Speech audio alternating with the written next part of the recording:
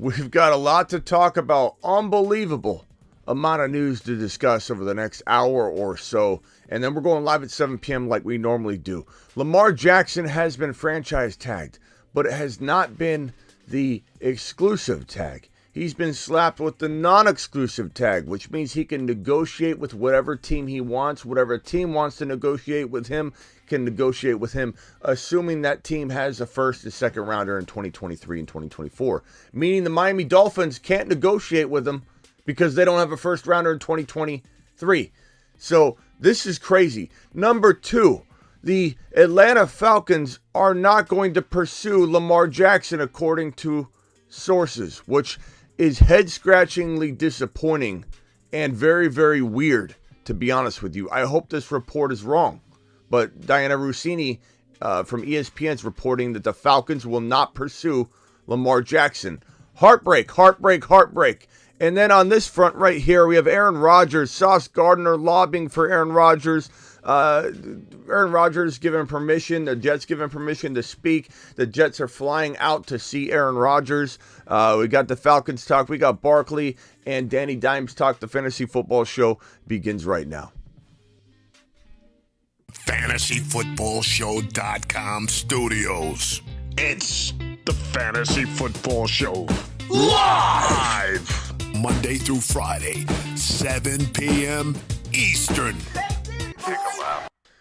What is going on, good people? My name is Smitty. You're watching the Fantasy Football Show, and boy, do we have a lot to discuss today. This is some of the biggest news we've had pretty much the entire offseason. And I've been waiting just because things have been changing by the hour, and I didn't want to jump live and not have the Lamar Jackson has been tagged news to lead with, because we knew that was going to be coming down, and I wanted to lead with that in this. So here we are, 27 minutes and 13 seconds away from the franchise window closing. The ability to tag a player will close. That means Danny Dimes, and I'm refreshing my screen every single second, Danny Dimes or Saquon Barkley is going to get franchise tagged, right? Wrong. It's going to be Danny Dimes. If they don't work out a long-term deal, it's going to be Danny Dimes that ends up getting franchise tag, which means that Saquon Barkley will hit free agency. But let's start off with this Lamar Jackson news and dig right into it. I'll keep looking for the Danny Dimes franchise tag, which we heard was going to happen 30 minutes before. They were going to give Danny Dimes a time, and they were going to maybe franchise tag him 30 minutes before. Here we go. Lamar Jackson, first off, unbelievably shocked that the Falcons are not interested in pursuing Lamar Jackson, according to ESPN's Diane Rossini. But Lamar Jackson slapped with the franchise tag. Slapped with the franchise tag, but not with the tag that you think, not with the tag that I predicted he'd be tagged with. I don't understand what the move is here for the Ravens. The Ravens have released this. Having not reached a long-term deal with Lamar Jackson, we will use the franchise tag. There have been many instances across the league and in Baltimore when a player has been designated with the franchise tag and signed a long-term deal with that same team. That's their hope, obviously. We will continue to negotiate in good faith with Lamar, and we are hopeful that we can strike a long-term deal that is fair to both Lamar and the Ravens. Our ultimate goal is to build a championship team with Lamar Jackson leading the way for many years to come. This coming from the Baltimore Ravens general manager Eric DeCosta, who has obviously been in the news a lot lately because of the way things have been operating in Baltimore. And Bateman's been upset at him, calling him out, saying, you don't care about your players. And number 8, blaming everybody, blaming the wide receivers, blaming number 8. There's a lot of turmoil going on in Baltimore. And let me tell you right now, that it would not be shocking in the least if Lamar had zero interest in going back. It also wouldn't shock me at all if Lamar Jackson had 80% of him wanted to go back and play football in his home where he's been building up his career. Like, these players are attached to their homes sometimes. Like Aaron Rodgers, shockingly, probably has a big, strong inclination to go back home to Green Bay, despite knowing that if he goes to New York, he could win a championship. And anybody who wants to laugh about the New York Jets winning a championship with Aaron Rodgers under center, guess what? They have arguably the best defense in the entire National Football League. I predict they will be the number one defense in the National Football League in 2023 with the commanding of Aaron Rodgers under center. Lamar Jackson being tagged with the non-exclusive tag means such a different thing than if they had slapped the exclusive tag on him, which the exclusive tag would have meant there's no exchange in first-round picks if anybody wants to come take him, because no one can come take him. But now with the non-exclusive tag, there's a cost of 2 first-rounders for any team that slaps an offer sheet in front of Lamar Jackson. Let's say the Raiders come to him, which is so interesting. The Falcons aren't in play. I cannot believe the Falcons are no longer in play. If the Raiders come in and say, "Here's the offer sheet, Lamar. Here's the offer sheet. We're going to give you $200 million guaranteed. We'll give you $350 on a deal. It's 7.5, whatever. Here it is, 7.5 years. Let's do this, okay? We'll give you the half a year. We'll give you a weird little contract, Lamar. There you go, 7.5 years. We'll give you $200 million guaranteed. We'll get you a car. We'll get you a wide receiver. Promise, we'll get you a wide receiver, brand new shiny wide receiver." And they bring this offer. The Falcons. I wish it was the Falcons. The Ravens will come take the offer sheet, look at it, and go, let's go ahead and examine this offer sheet. Okay, 200 mil, that's a pass from us. We offered him 130. This is ridiculous. Go ahead and take him. We're not going to sign him to the offer sheet. We will not match it. And sorry, C-Mac, but the number one defense is probably going to be the New York Football Jets, my guy. I think you guys have a good defense, but what comes when you have a great quarterback situation, it can play into the defense, keep the defense fresh. We know what happened to the Niner defense. I think the Niner defense is going to be up there for sure. You guys are going to be 1-5. You'll dance in the 1-5 territory. But until your quarterback situation is locked down, similar to why the Jets didn't appear to be number one, because they couldn't keep their defense fresh. The Jets are going to be the number one defense in the National Football League in 2023, and it's going to be amazing to watch. But I appreciate you being here, my guy, and I'm rooting for Purdy's surgery to go well and everything for him to recover well. I heard he could be ready for September. Very, very hard to imagine that being the case, though. Lamar Jackson is absolutely going to be pursued by multiple teams. We're talking a handful of teams. And at the cost of 2 first-rounders, that is crazy. He commands 3. He commands maybe more. And Lamar to Miami can't happen, Andres. It can't happen. That's the crazy part. Atlanta's out, and Miami's prohibited from negotiating with Lamar Jackson because they don't have a first-round pick. They don't have a first-round pick. In order to negotiate with Lamar Jackson while under the non-exclusive tag, you are required to have a 2023 first-round pick and a 2024 first-round pick. So Miami Mike and the Miami Dolphins they're prohibited from negotiating with Lamar Jackson. Could they still negotiate with the Baltimore Ravens? Yeah, they could work out a trade still, but this is highly unlikely because Baltimore didn't want to necessarily go this route anyway. And as read on this release by the GM Eric DaCosta, they're still trying to work out a negotiation, a long-term deal. So the Miami Dolphins are not able or allowed to negotiate with Lamar Jackson in this process. So it is going to be potentially the Raiders. It's going to be potentially the Carolina Panthers are going to get into this mix. If we look at the QB board, by the way, I'm live Monday through Friday, 7 p.m. Eastern. I'm live whenever news breaks, like this video right here. And I'm live Tuesday, Thursday, Friday, Saturday at midnight Eastern. Hit that thumb up button. We got 130 people in here and only 26 thumbs up. Those are rookie numbers. Okay, so if we look at this situation right here, we got Aaron Rodgers potentially going to the New York Jets. But guess who's also in the mix now? Lamar Jackson. Lamar Jackson is now in the mix for a New York Jet potential landing spot. The Ravens are out. I can't believe the Ravens are out on looking for a quarterback. This is upsetting unless they have a plan of attack to move up and potentially get Anthony Richardson or something along those lines. So the Falcons are out. The Falcons don't want a quarterback. This is crazy, according to Diana Rossini. So you have the Raiders. The Miami Dolphins can't participate. as I just mentioned. The Jets, the Raiders, the Bucks, the Saints are out, obviously. The Panthers, this is crazy. The options, this might be why maybe they knew the Falcons were out and why they slapped the $32 million non-exclusive tag on them. I don't know if the Jets will become in play. Aaron Rodgers could step on that right away. No one is trading for CTE Tua, says Nate. Wouldn't a team just wait until after the draft to see whether they can get... Bro, who's going to wait, though, Anthony, when you have to make a decision? If you want Lamar, he's going immediately. He's going right now. You can't wait until after the draft. If you want Lamar Jackson and let's say you're the Falcons, you have to strike now. You can't wait. And so the Falcons better go after Anthony Richardson. This is going to be crazy, bro. This is going to be crazy. So back to the news. Let's keep breaking it down.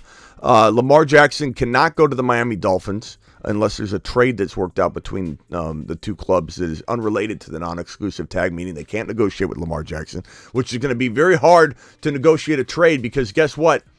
Even if they negotiate a trade, the Miami Dolphins and the Baltimore Ravens, it has to be after this franchise tag situation, which he's probably gone by the end of it.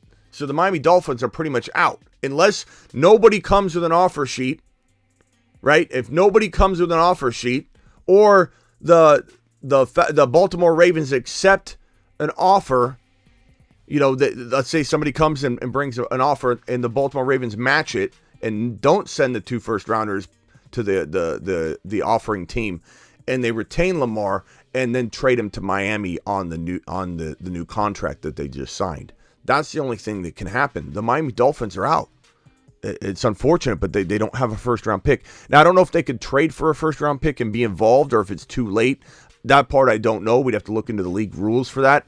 But here's the report here. Ravens sent notice to the NFLPA that they are placing the $32.4 million non-exclusive franchise tag on Lamar Jackson, which means teams can now start negotiating with them, send him an offer sheet, and then the Baltimore Ravens have to match it. If they match it, they keep him. If they don't match it, they get 2 first-round picks from the offering team. Crazy, crazy, crazy. The odds of Lamar Jackson being gone are great. Why are they great? Because a team like the Las Vegas Raiders, they are in a pickle. They are in a pickle. A team like the Jets, who maybe don't know what Aaron Rodgers' interest is. And they'll know very, very soon because they're flying out to meet with him. If the Jets or the Raiders can't pull off the Aaron Rodgers move, and let's say Aaron Rodgers goes back to Green Bay, or if Aaron Rodgers goes to the Jets and the Raiders didn't pull off the Aaron Rodgers move, or if the Raiders acquire Aaron Rodgers and the Jets fail to get him, it is Lamar or bust. It's Lamar or bust for both the Jets and both the Raiders. I'm not saying the Jets can't be a good team. I'm not saying under Mike White, if they bring Mike White back, the Jets can't potentially make a little Detroit Lion attempt at a playoff run this year. I think all that's possible, but that's the extent of where they go if they end up not getting this big-time signal caller or trade up in the draft and get one of the big 3 quarterbacks or even big 4 quarterbacks. But if Lamar Jackson is the only option in play for the Raiders and the Jets, it's going to be a bidding war.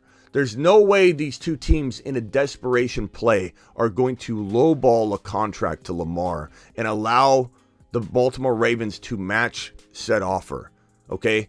They match said offer. Here's the other thing that people don't understand is the offer sheets get presented to Lamar. He's got to accept the offer sheet. You can't come to him and say, I want you for $90 million guaranteed, and the Ravens match it. That's not the way it works.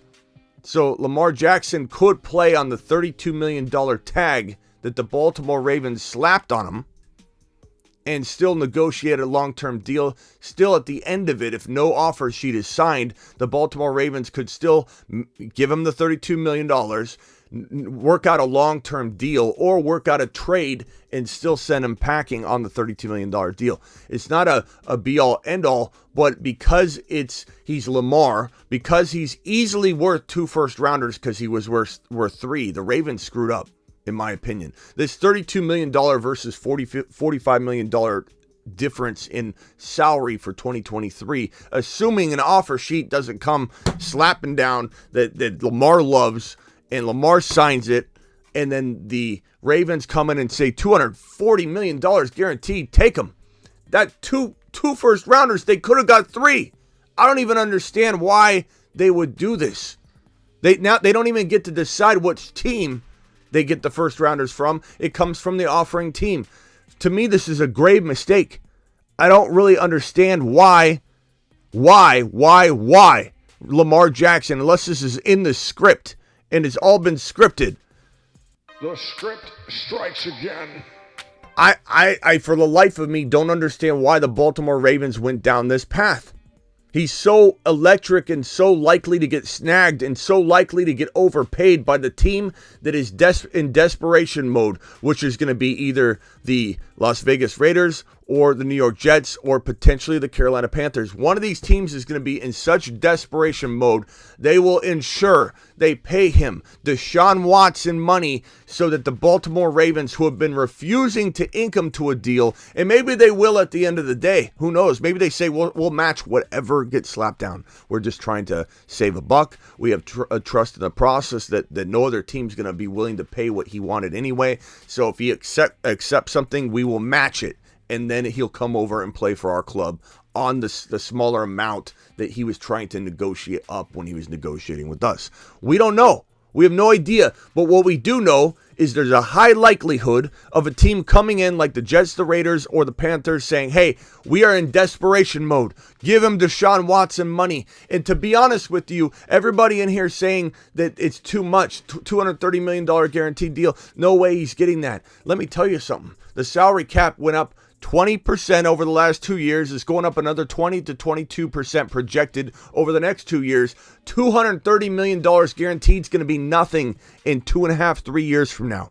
It's not going to be, I shouldn't say nothing, but it's going to be probably something that's on the borderline of not even being a top 5 contract for quarterbacks at that moment in time. 3 years from today, Deshaun Watson's deal will be at the bottom end of the top 5, if not outside the top 5 quarterback numbers for the 2027 season on. So it's going to get bigger. These contracts are going to get bigger and they're going to be more expensive. The salary cap's going up. The injection of Amazon and YouTube money will have the cap going up 20 to 22, 20 to 25% in 2 years' time. And so now is the time to overpay on a Lamar, ink him to a 7 to 10 year deal and have him at what is a reasonable amount 3 and 4 years from now.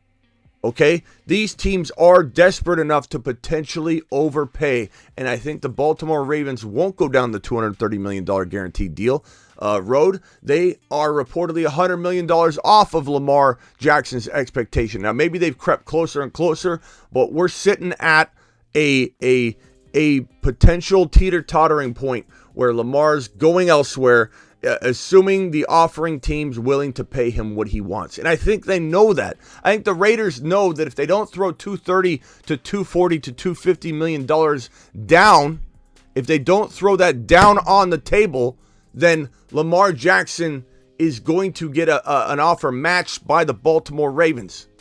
Okay? That we know. They have to come with the thunder. They have to come with the thunder on this offer sheet if they want to secure Lamar Jackson. Now, we'll circle back to Lamar. We're going to A-Rod real quick. First in the building tonight. Appreciate everybody being here. Let me move this over. I'm bumping things all around. First in the building tonight was, I believe, Klondike, followed by Ben, followed by Frake, followed by Space Ricky, followed by Ron Navy and the OJ and Travis and Jeb, and appreciate every single one of you in here. If I missed a super chat, I will get to it. If I see a super chat come across, I will pay it attention right away. Okay, so what's up, Alejandro? Appreciate you being here. Aaron Rodgers. This news right here, this is all such interesting stuff right now. This is such interesting stuff. I think we got a phone call here real quickly. Hold on. You're live on the Fantasy Football Show. Who am I talking to? Followed by Frank, followed by Space Rick, followed by... Yo, I hear myself, but who am I talking to? You're live. Hello? Oh, is this Smitty? Is this, who's this? Is this Klondike? TSC? Who? Fantasy Commish? What's up, man? Is this Smitty? Yeah, bro, you're live. What can I do for you? Oh, I was just going to talk about Lamar. Okay, go ahead, bro.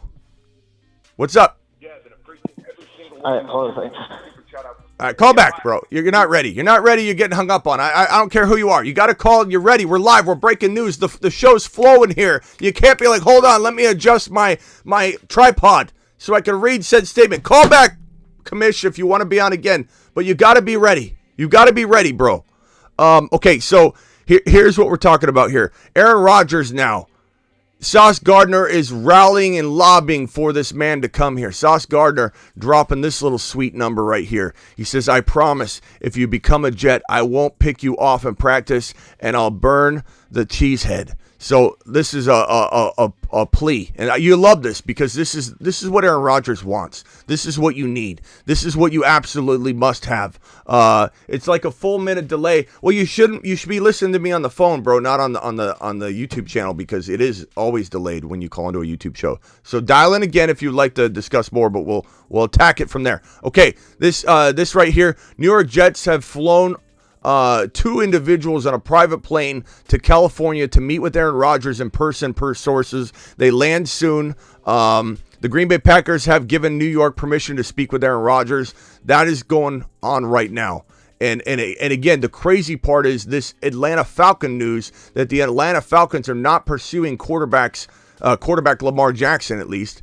And so that's crazy. That's absolutely insane because now it makes the New York Jets the most attractive landing spot. The Falcons were attractive. To be honest with you, the Jets were most attractive because they have the number 1 defense in the National Football League in 2023. Said me. Per source, me. And if the Falcons are out, the Jets are by far the most attractive spot. The Raiders are attractive from an offensive weaponry standpoint, but they have a bottom 4 defense. That's why Derek Carr failed. He didn't fail because he's a bad quarterback. He failed because of a defense and a lack of support. Okay, so you're live on the Fantasy Football Show. Who am I talking to? Tell me you're ready. Hello? Yeah, this is Steven. Have I got you, Smitty? You've got me, Steven. Let's go. What do you got for me? You're live on the Fantasy Football Show. Talk a little bit about the Lamar situation. Look, I've been a Ravens fan ever since Peyton Manning retired.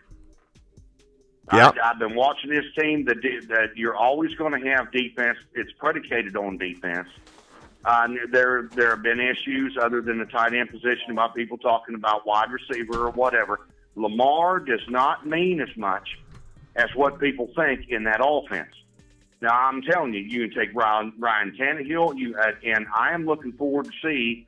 I was wondering myself when they put the franchise tag before 330 on Lamar, they knew he was gone. I'm telling you, knew he was gone. Right. But here's the thing, Stephen. They're going to take Tyler Huntley, Stephen, and we're going to roll with him. We're going to win. Stephen, here's the thing, though. Here's the thing. You don't even know what your offense is yet, because Munkin's creating a whole new offense. So it's like when you say that you don't need Lamar in that offense, you don't even have an offense yet. And I'm not trying to come down on the Ravens, really. I'm just saying that you don't have an offense yet. So we don't even know what quarterback fits it, which is one more reason why Lamar's gone. Lamar has to come back and learn a new offense no matter what. If he comes back to the Ravens, he learns a new offense. He goes elsewhere, he learns a new offense. They've just made it that much easier for Lamar to say, I'm going to walk away because this is all changing anyway. And look, I completely support Lamar in that. I love Lamar.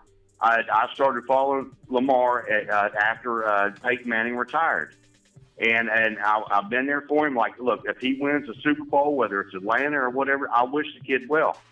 You know what I mean? But I'm saying business is business, and the Baltimore Ravens are not far off of the Super Bowl with what they have right now.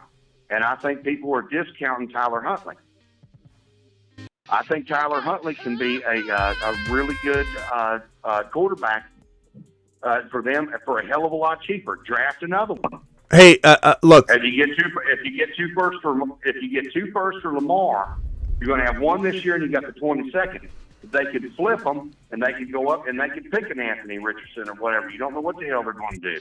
But I'm telling you, the defense is set, and the Ravens are not far off. Hey, Steven, first of all, I appreciate you, okay? So don't take any of this the wrong way. And I totally respect your opinion, and your opinion's your opinion. I'm wrong all the time. I say 100,000 things a year. I go live every day. I'm live sometimes 2 and 3 times a day. I'm live sometimes Oh, 5 I'm to 7. sure to be wrong. So, I'm always wrong. right. So I'm not saying I'm my 100. wife. I'm not saying I'm 100% on this, but I will say, Steven, I will say this: the Ravens without Lamar Jackson are, unless they draft Anthony Richardson, which is the only thing that you said that I would swing back and say, okay, you have a point here. If they were to trade up and get Anthony Richardson, you guys wouldn't be far off to getting back to where you were, because I like Anthony Richardson in the right spot. So that's thinking that Monken's going to do a great job with them. That's thinking he's going to be supported. But guess what? You guys don't support him. You've not given him wide receivers. When he's finally cultivated and created a wide receiver on his own, you guys trade away Hollywood Brown. You guys want to go run heavy with an all ACL team in J.K. Dobbins and Gus the Bus, which ultimately relies on, I tried to tell the story the other day. This is like when I got a hamster when I was little. I promised my dad I would take care of it. I promised he wouldn't have to do a thing. And what did the hamster do? Got his leg caught in the cage, jumped, dislocated it. He was really hard to take care of, and I left him. My dad had to come and take care of him every single day. He dreaded the decision he made. To this day, I'll never get a hamster or a gerbil, okay? Never. But you know what my point is? Right. That this I team's, understand team exactly says, what hey, I understand exactly this team what says, you're saying. hold on, I do. the audience might not, so hang tight. They're not as, maybe everyone needs to know where I'm going with this. If the Ravens said, hey, we're going to go ahead and run the ball more, Lamar, we'll handle it. You don't have to do a single thing. We've got J.K. Dobbins. Hold on a second. Is he off the crutches yet? We've got Gus the Bus. Is Gus out of the boot? Is Gus out of also the walking leg cast, the ACL cast? Yeah. We're going to handle it. Lamar, I promise you, we're going to run more. You don't have to do a thing. Guess what Lamar does? Runs more than ever. Guess what happens? Lamar gets hurt. You know, it's the thing is, bro, I don't trust the Baltimore Ravens. And I hate to say this. Please don't get mad at me. You're my boy, Steven. I want you to be here for the long term. I'm not in. Okay. Look, here, hold what on. I want Lamar to do Hold is on. I want Lamar to be able to go where he can be free from this whole deal. But I'm a Ravens fan first, and business is business. Yeah, okay. And the fact of the matter is, if Lamar's gone, he's gone. If he stays, he stays. Oh, God. As a Ravens fan, honestly, with all of the round and round bullshit, I don't really care. Okay, hey, I got to go. You know, hold on one second. You're either going to have to crash. And you're going to have to stay forward. muted real quick. Stay muted or get off the pod as well. Stay right there. Hang on, Steven. I got to report this. But a 4-year deal worth $160 million with $35 million more in upside heading to Daniel Jones for the New York Giants, which means that Saquon Barkley's getting franchise tagged. I don't know if I'm clapping for this or not, because we all kind of wanted Saquon Barkley to head elsewhere potentially, because there might have been more glory with another squad. All my callers stay hang tight real quick. Just stay on mute. So let me put this on screen here. Daniel Jones inking a mass. Who are Lamar suitors? Steven, Steven. Who's going to give up 2 first-round picks for Lamar on the non-exclusive? Steven, hang tight. I said that's what he was going to get to begin with. Hang tight, Steven. Okay. Hang tight. Just go ahead and go on mute just real quick while I break some news here, unless you want to take over. Hold on one second, okay, Steven? No. Look, you go ahead. It's your channel. You control the shots. Break the news. Okay. Hang tight. Just mute yourself. Hang tight. I want you to stay there, but I need you to hold. Stand down. Hold. Steven, hold. Okay. Here is the the news. $160 million 4-year deal, $35 million more in upside. Bro, this means that we have Barkley staying on the tag. They've been working endlessly to race to get one of Barkley or Danny Dimes signed to a long-term deal so that Barkley could stay. And Dable pulled it off. Now, I'm not mad, because I did want Barkley to maybe go to Philly, or maybe go to Buffalo, or go to Cincinnati, or go somewhere amazing that could have just amplified his ability just a little bit more and given him. Saquon Barkley, Steven, when healthy, is a top 2 running back, pure athleticism in the league. Period.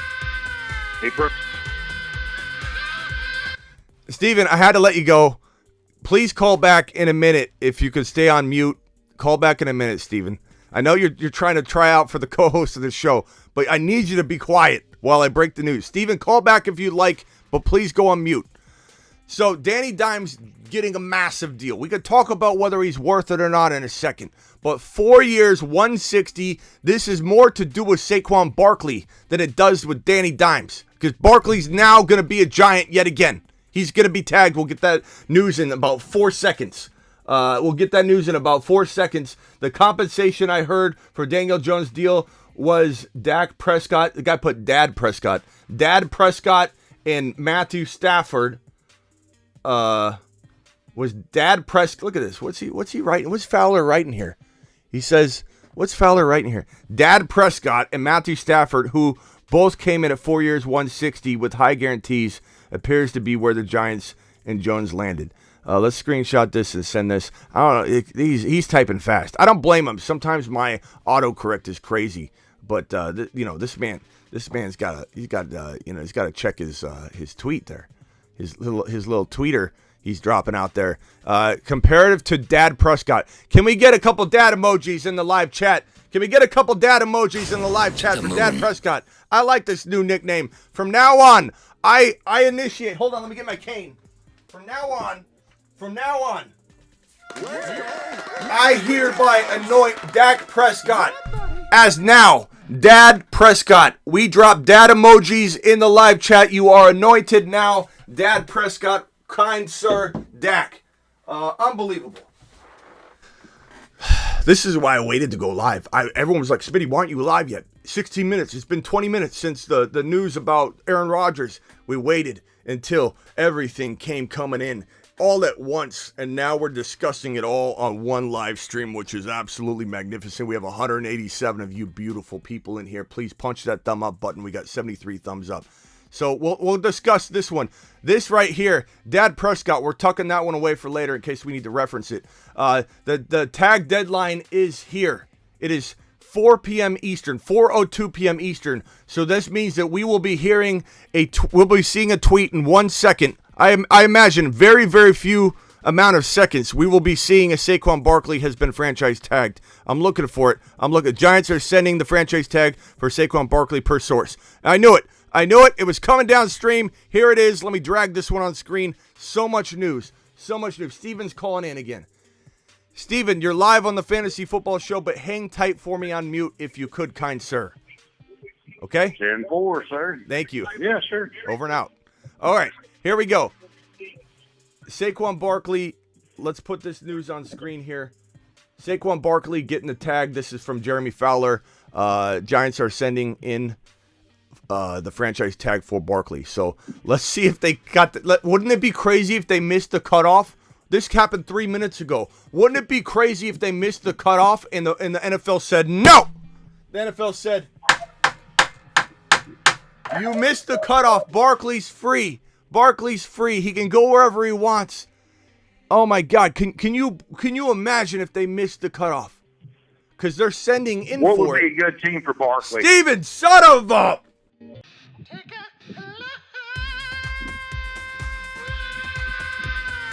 Who would pay 12 or 15 million for Barkley? Steven, I mean this in all due respect. You must drive your wife crazy. She probably tells you, Steven, hang on a second, Steven. Steven, calm down. I'm holding.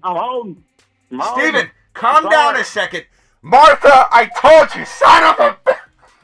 I'm barking a dog. All right, Steven, mute. Here, baby. Mute, Steven. Or whatever the hell it is. I'm rocking, baby. Steven, That's mute. not football. Steven, mute. All right, I'm okay, muted. this is your final warning, and then I gotta boot you again. You're always welcome back. I'm not booting you forever, but I'm gonna have to send you, down the Take a Lap stream one more time, which ends in a disconnect. Oh, so please don't boot me. I'll be cool. Okay, I'm not gonna boot you from the show, but I gotta keep dropping you. All right, Aaron Rodgers. wherever we were at on this particular situation, Aaron Rodgers received permission to seek a trade. The Jets are flying out to see him.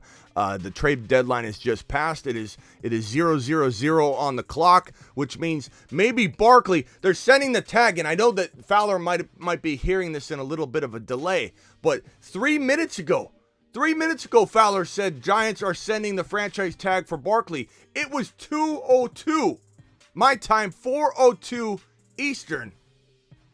That deadline's here. So I have a weird feeling they either just missed the cutoff, or we might see a tweet in a little bit that says the Giants were unable to franchise tag Barkley in time. And he's heading to Buffalo. He's heading to Cincy. He's heading to Philly. He's going wherever he wants, and he's only going to a better location if he does go somewhere. I don't know if this is true. I'm just getting a weird vibe here that they're sending in. This is like saying, "Oh, yeah, we're gonna go ahead and request a little late. Doors have closed. We're gonna go ahead and put our order in for we're gonna go to the restaurant. They close at 8:00 sharp. We're gonna go order something at 8:02.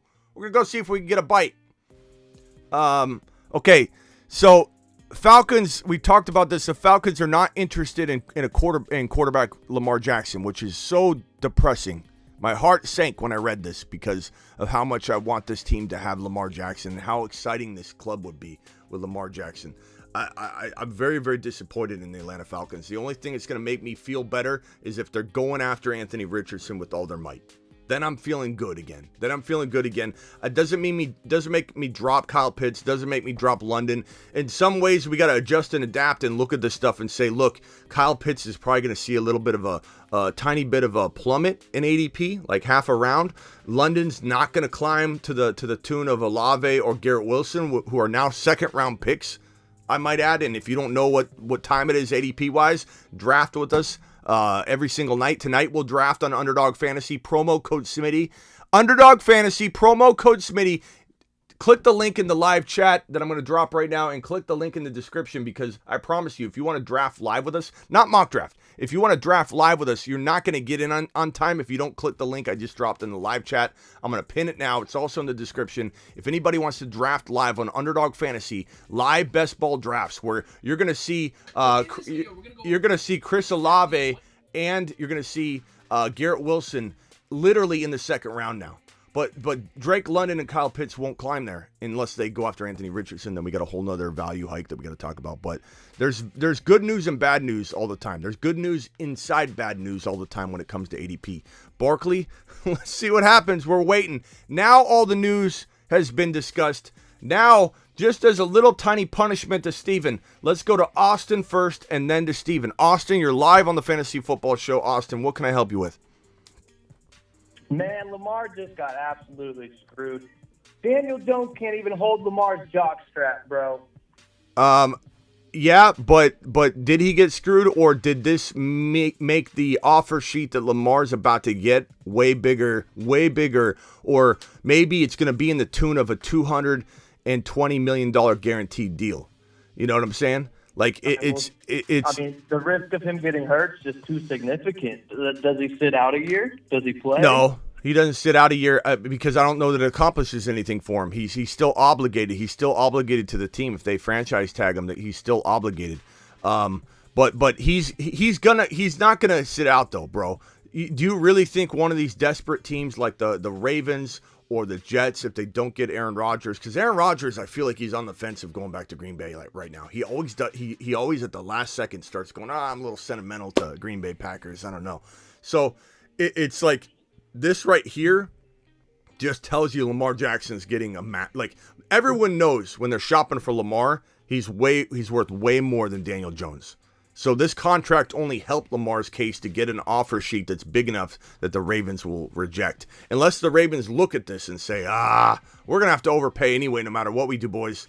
You know, unless they're going after a rookie QB like Levis or Richardson or somebody. But the Ravens got to trade up. They're not landing anything at 22. You know, they'll barely get the wide receiver they want at 22. If they were keeping Lamar, I'd be petrified. I'd be a petrified Peter if I was a Ravens fan, just awaiting them drafting the right wide receiver at 22 because they may not last.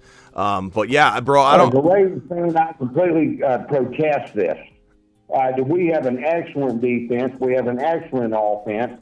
And we were, other than the fumble on the goal line against Cincinnati, we had Joe Burrow and the rest of them caught by their short and curlies, and we managed to screw it up. But I'll tell you what, we'll be back. Steven, you're becoming Never be back, brother. Steven, you're becoming a little bit of a fan favorite here. Okay, I don't want to fill your head up too much because I don't want you to interrupt me more. But I want to tell you, bro, that if the Ravens lose Lamar Jackson and you don't replace him with Stroud and I don't even like Bryce Young there because Bryce Young's a scrambling quarterback that you guys run into the ground. So I don't like Bryce Young there. And Levis is not as good as Stroud and Richardson. If you don't get Stroud and Richardson as some kind of trade up to the Bears' #1 overall pick because the Houston Texans aren't relinquishing their number 2. Steven! Let me tell you from what I saw at the Combine. Son of a... I'm going to tell you who I'm going to take in the 3rd or 4th round is Stetson Bennett. Yeah, Stetson Bennett I do like, but Steven, hang tight a second. Ain't nothing, brother. I'm sorry. Hang tight again. I like the Ravens are just going to have a terrible year. I like Steven. Stetson Bennett, Steven, but you guys are a mile away with Stetson Bennett. Especially like I like him. I want to say I like him. I do think he's a good quarterback that has potential, but he's not taking the Ravens anywhere as a rookie. Not to mention, you guys have no wide receivers. You'd have to trade up to probably get Jackson Smith and Jigba or Quentin Johnston. These guys are going to be gone by 22. You may get lucky that the league overlooks Flowers and somehow you get him, but I highly doubt you guys would draft him. So, like, I get what you're saying. And, Steven, you're a diehard Ravens fan. We can tell. But if you lose Lamar Jackson and you don't get Stroud or Richardson by trading to #1, because you can't get them anywhere else, they're going 1 and 2, and the Texans are at 2. If you don't get #1 overall, you guys are not going to be even close to the same team. And you were struggling anyway. I would say this is I think that you're discounting Tyler Huntley. I think that Tyler Huntley. He's not on the team. With more work, he was an undrafted free agent. He's not on the team. He played well. He won games. We had Cincinnati right at the goal line until he fumbled. I think with a couple more years, we can keep this guy and we can keep it rolling with him and play defense and run the ball. I like Tyler Huntley, but he's not on the team, Steven. They'd have to sign him. That's still another obstacle and unknown. Granted, he's probably going to be more apt to go back to Baltimore and sign a deal. I agree that there's a likelihood of that happening because if he doesn't get a starting job anywhere, the Baltimore Ravens might say, we'll give it to you. Okay, and so I get that, and I like Tyler Huntley. If you haven't watched my show, I've talked Tyler Huntley up a lot, but this team doesn't support their quarterback. There's a reason Lamar doesn't want to be there. It's because you guys don't provide him support and you ask him to run. It's like the hamster example. You promise you're going to run more, but you won't have to do a thing. I promise I'll take care of the hamster. Okay? And then guess what? Oh, wait, we forgot. We got an all ACL team running back room. And so guess what, Lamar? You got to run 200 plus times. Lamar was always kind of like, I'm invincible. But now Lamar with the knee injury that almost cost him a big major surgery and huge setback in recovery and maybe hampered his 2023 season. He's thinking about his health and his long-term ability. And so he does want out. And you and I both agree on that, Steven. But what I'm telling you is you're replacing a ribeye steak with a hamburger patty from McDonald's. No matter what way you spin it, if you don't get the #1 overall pick on draft day and get Stroud or Anthony Richardson, because you're not getting the 2. So getting the #3, even from the Cardinals, even getting the Cardinals #3 overall pick, Steven, you would not be able to draft any one of the 2 quarterbacks. Tyler Lockett come to the Ravens, or somebody, or D-Hop, or any vet wide receiver. I am absolutely.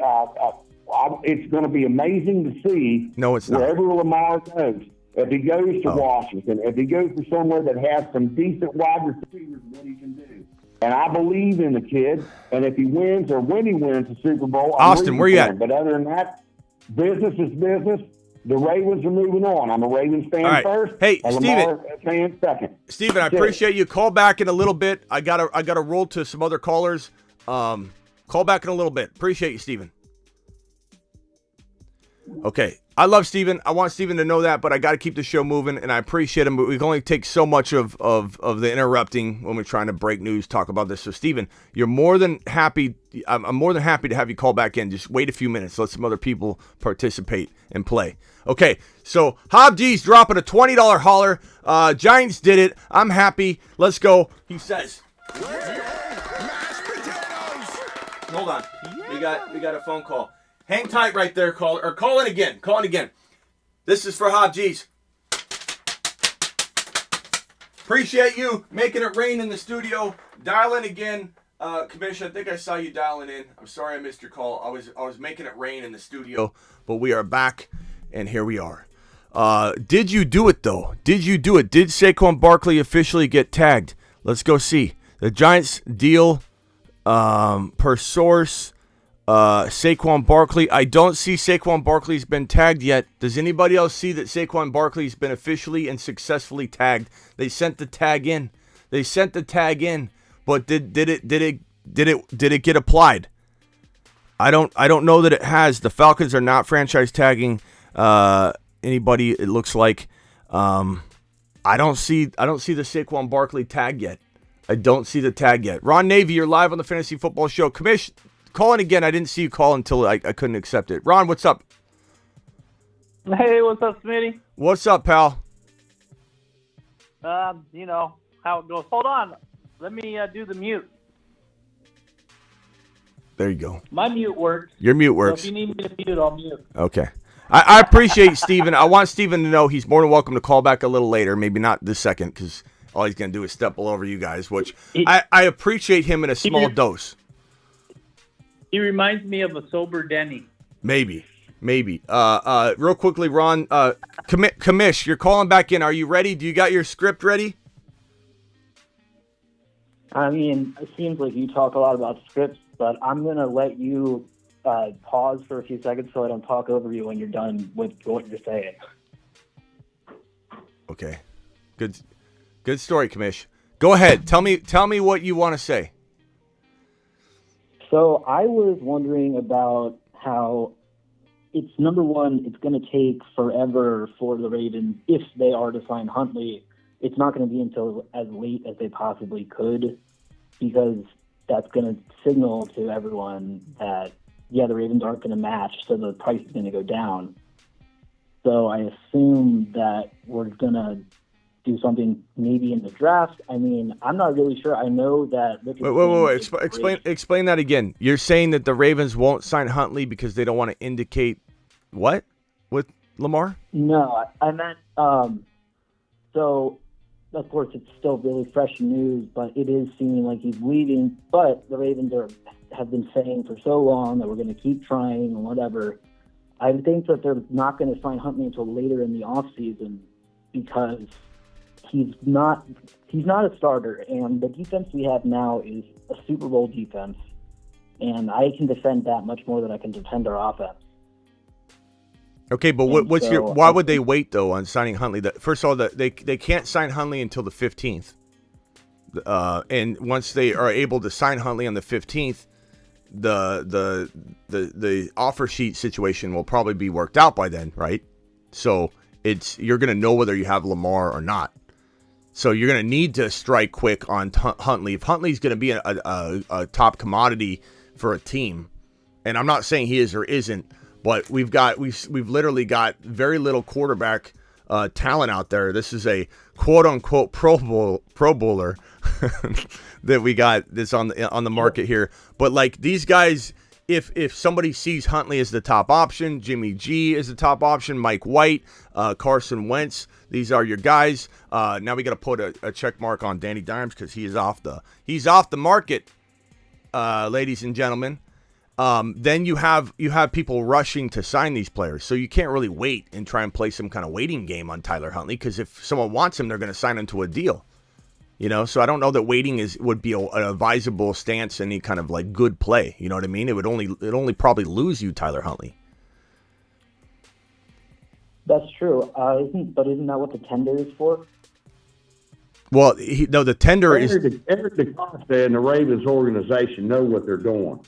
Oh, God, is he back? They know what they're doing. Tyler Huntley is going to be the starting Steven, quarterback, and they draft a wide receiver or whatever. I mean, How that's did he get? If Lamar goes, he goes. We're over it. If business is business, baby. Let's go. Hang on, Steven, or I don't want to have to kick you again. I don't even know how you got in here. But, hey, Commish, what I'm trying to say is this franchise tender, the non-exclusive, is so teams can negotiate and quickly sign Lamar to an offer sheet. And the Ravens are going to have to accept or deny it, the contract, match it or not match it. And if not, they lose Lamar and acquire the offer sheet team's first and second round picks. So they need to sign Tyler Huntley very quickly. They will have to sign him very quickly. This is not something that they wait on, or they will lose him if he is a hot commodity. And he is a Pro Bowler. I'm just saying. I'm not saying he should have been, but he is. And he's probably going to garner a little interest from a few teams that look at that kind of stuff. I'm but say he's not a Pro Bowler. So. You what? I said he's definitely not a Pro Bowler, and I'm a Ravens fan. So. Okay. Well, hey, so what do you think's going to happen? You're a Ravens fan. Steven's a Ravens fan. Steven, please, let this Ravens fan have his moment, okay? So, Commish, tell me what you're feeling. How is this team going to succeed without Lamar? Unless you trade for that number 1 or number 2 overall pick, and the number 2 overall pick's not available, the Houston Texans are probably not trading it. They're taking one of the two, Stroud or Anthony Richardson. How are you going to get the number 1 overall pick? And if you don't, please convince me that this team can have a winning record. It's burning Steven up right now, but convince me you can have a winning record. What we're going to do is, Steven! This is exactly what we're going to do. That's exactly what we're going to do. Okay, Steven, you can call in. Not yet. Wait 10 minutes, okay? Wait 10 minutes at least. Commish, tell me how you're going to win more than 8 games, more than 7 games, more than even 7 games. Let's just say that. Can you win 7 games with your defense alone? I think that it's not just going to be the defense. It's going to be what we kind of had to do, 2 years ago, and also now last year, where we kind of just had to hide the fact that we were starting Huntley. I just hope we don't go down to the point where it's not Huntley and it's someone that can't lead a defense and a running game. Okay, so I'm gonna put the board up, the quarterback board up. Which quarterback do you want? Jimmy G, Tyler Huntley, Mike White. Let's say Jordan Love's available. He would be the best option to trade for because. But let's just pretend he's not available. Let's say Aaron Rodgers goes to the Jets, so Love's off the board. Wentz, Mike White, Jimmy G, Tyler Huntley, Baker Mayfield, Brissett, or Minshew. None of those quarterbacks are taking the Ravens to even an 8-win season, in my opinion. I could be wrong. Your defense could be that good, but I don't think it is, because guess what happens when you don't have an offense that can move the ball down the field? Your defense is always getting tired. They're always getting overworked. It's absolute a pipe dream, I think, that this team's going to win 9-10 games, in my opinion. Maybe you squeeze out 8. But, I mean, I could be wrong. No, you're right. I think that there's definitely different situations where both could happen. I did see someone on the chat. I have you muted, but the chat, someone said you should tank for Caleb Williams. And I think we're halfway through the season and we have 2 wins. I'm not opposed to that idea. I would definitely be on board with that for you guys. I'm not saying I even want it, because I don't want. This is going to burn Steven up. Steven's already trying to call back in. Steven, 10 minutes. You have 8 minutes left. Let's put a timer up for Steven. This is the Steven can't call in for this amount of time. This is how long does Steven have before he can call in? He's trying to call in again. Here's the timer, okay? Steven, you can't call in for 8 more minutes, okay? Once 8 minutes is up, you can call in again. So you are not allowed to call in, or I'm not going to answer it until you're at 8 minutes. We'll say 8 minutes. Yeah, bro. This is gonna burn Steven up, and maybe you agree with it, maybe you don't. But until I see Munkins willing has control, but is willing to support his quarterback, which is crazy for him to start doing it now. I don't trust that a quarterback can survive in any system that Monken deploys. Like, you guys got to draft a wide receiver. And if you guys draft, I could just see it now. Lamar goes, okay, and then you end up having this 22 overall pick secure you one of the top 4 wide receivers because somehow Flowers slips. And then you guys address the wide receiver position. It's going to drive everybody mad, bro. It's going to drive everybody crazy. I totally agree with that. I honestly think that we needed to change offensive coordinators. I like to hire, but I at the same time think that the hire was not really for Lamar. But I'm just looking. What about Heineke? I think he's on his last year, maybe. Heineke, I think he's a free agent. So he can lead a team. I think he's not like the Commanders weren't as good of a team. They had better receivers, but what about that option or another trade? I mean, it doesn't have to be a free agent. I don't know if you can tag and trade Lamar now. I'm not sure, actually. You can't. If that's why you slapped the exclusive tag on him. The exclusive tag was the way to go. Let me also say this for Steven when he calls back in. I'll fuel Steven's next topic, and you can tell me how you feel. Ravens made a grave mistake, not exclusive tagging him. The difference in money is one of the benefactors of going with the non-exclusive tag versus the exclusive tag. It's $32 million, which is the tag amount for Lamar right now. He's been slapped with the $32 million tag. Okay. The $45 million subject to change based on cuts. It could go down slightly, I hear, after all the cuts happen and they recalculate the top 5 average, all that the way that works and how they calculate the number. It'll be 45 million roughly though. So 32 to 45, it's a big dollar amount difference. It allows you more negotiating ability and free agent, activity. But at the same time, Lamar Jackson commands 3 first rounders, bro. You're going to get 2. The most first rounders you're going to get if an offer sheet gets slapped down and the Ravens say, we're not paying $230 million guaranteed. We're not doing it. We already said no to him on 200. So we're not going to give him 230. So guess what happens? The team grabs him. Lamar signs the offer sheet. The Ravens refuse to match it. And you get 2 first rounders from whatever team made the offer. You don't even get to decide. If you would have slapped the exclusive tag on him, no one could negotiate. Miami would have been interested and been able to be involved. If you don't have a first rounder in 2023 and 2024, you're prohibited from participating in the contract negotiations and offer sheet experience with Lamar Jackson right now. The Miami Dolphins can't even participate. They don't have a first rounder. So why you guys didn't slap the exclusive tag on him when he could have garnered you 3 first round picks minimum is beyond me. This is part of why I think this organization is heading down the toilet.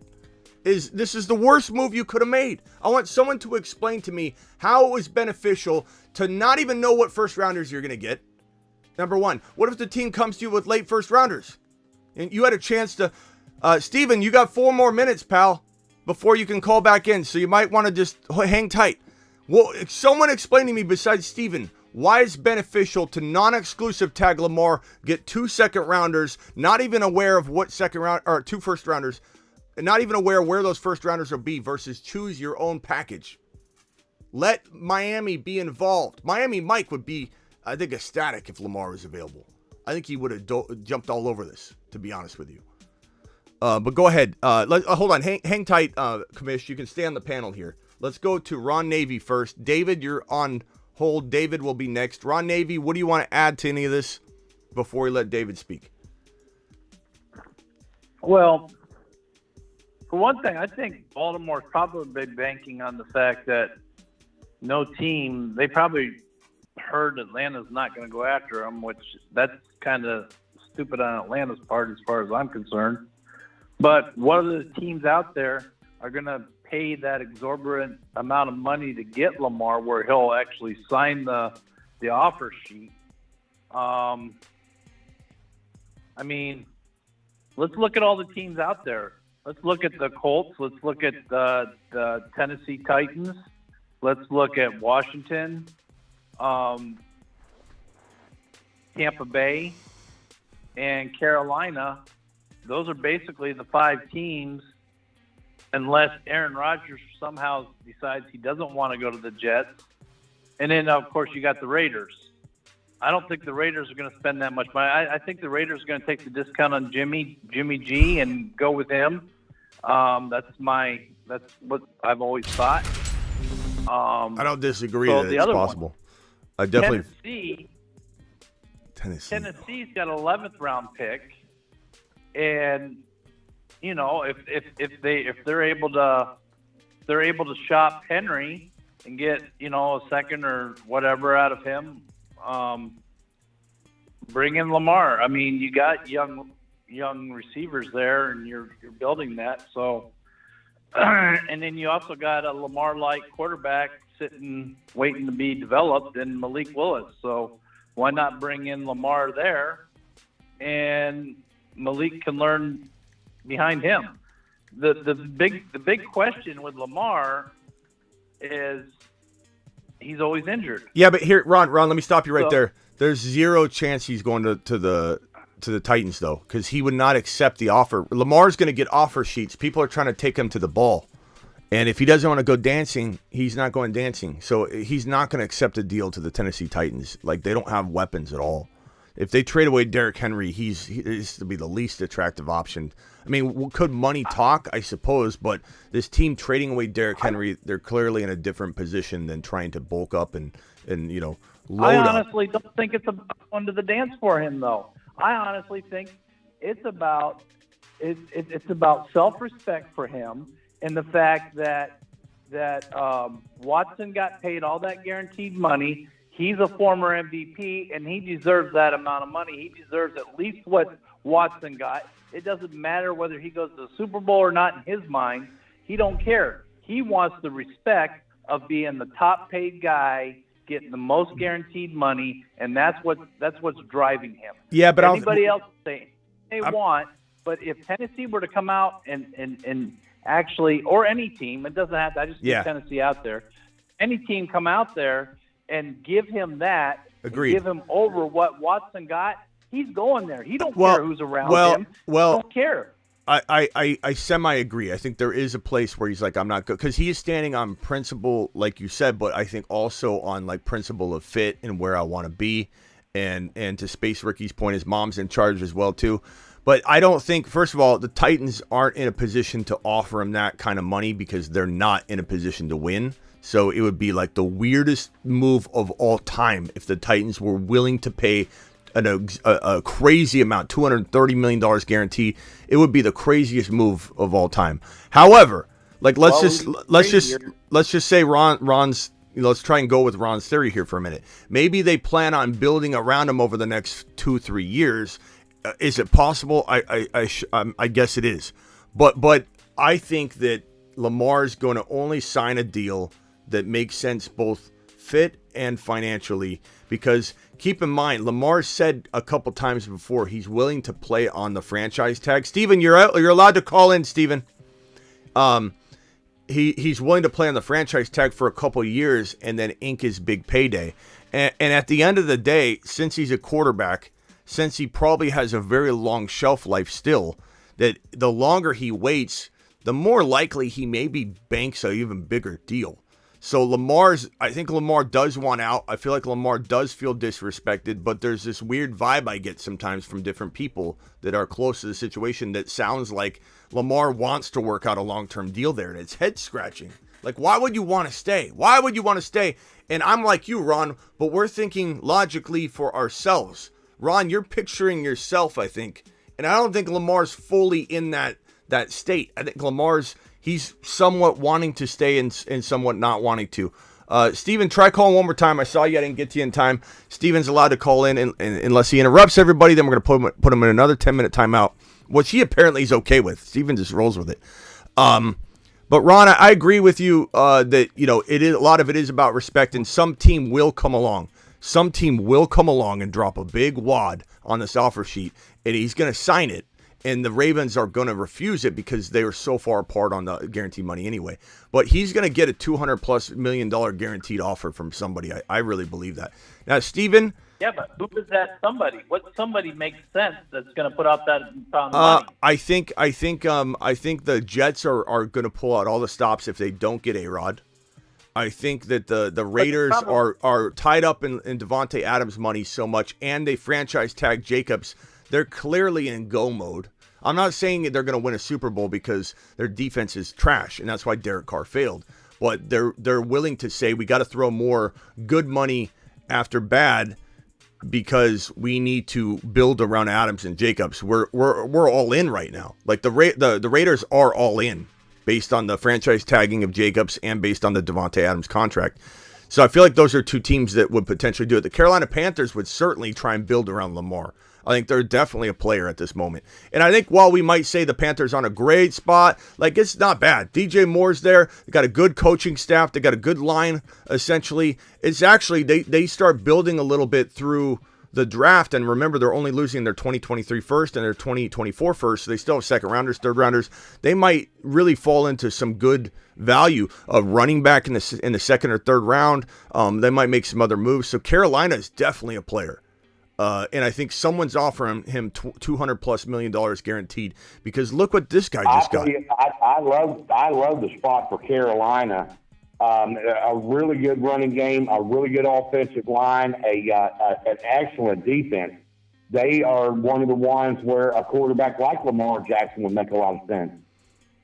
So, but is Lamar willing to take what they want or whatever? I mean, like I don't know. Like we're waiting around to see. Steven, give me one good reason why your Baltimore Ravens did not exclusive tag Lamar. Don't tell me you're okay with it or why you're fine with it. Tell me why it's advantageous. The reason why we didn't franchise Lamar and the reason why we're willing to get rid of him is he's not a good enough passer. No, Steven. My question is, give me one good reason you did franchise tag him. Give me one good reason you didn't exclusive tag him versus what you did do, which is non-exclusive tag him.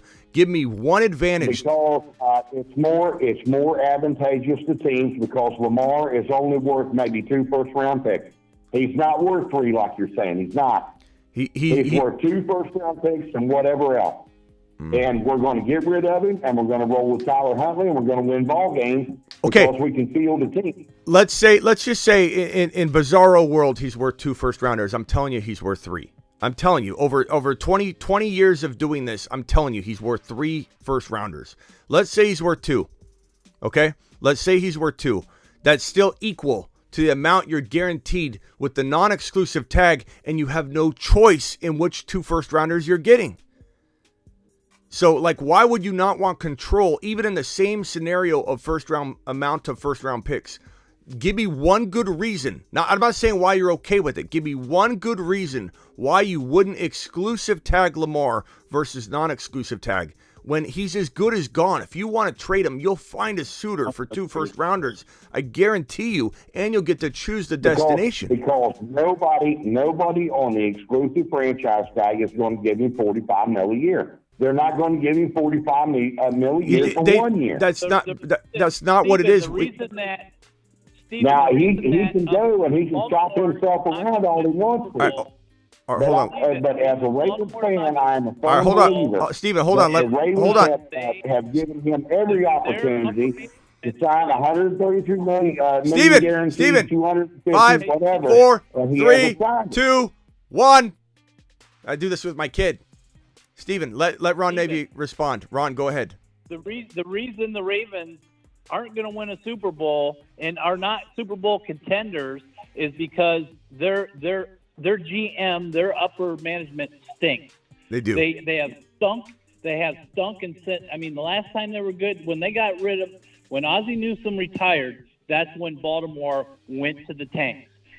Baltimore has not been good since Ozzie Newsome left. Ozzie Newsome was awesome for Baltimore. He built that team up.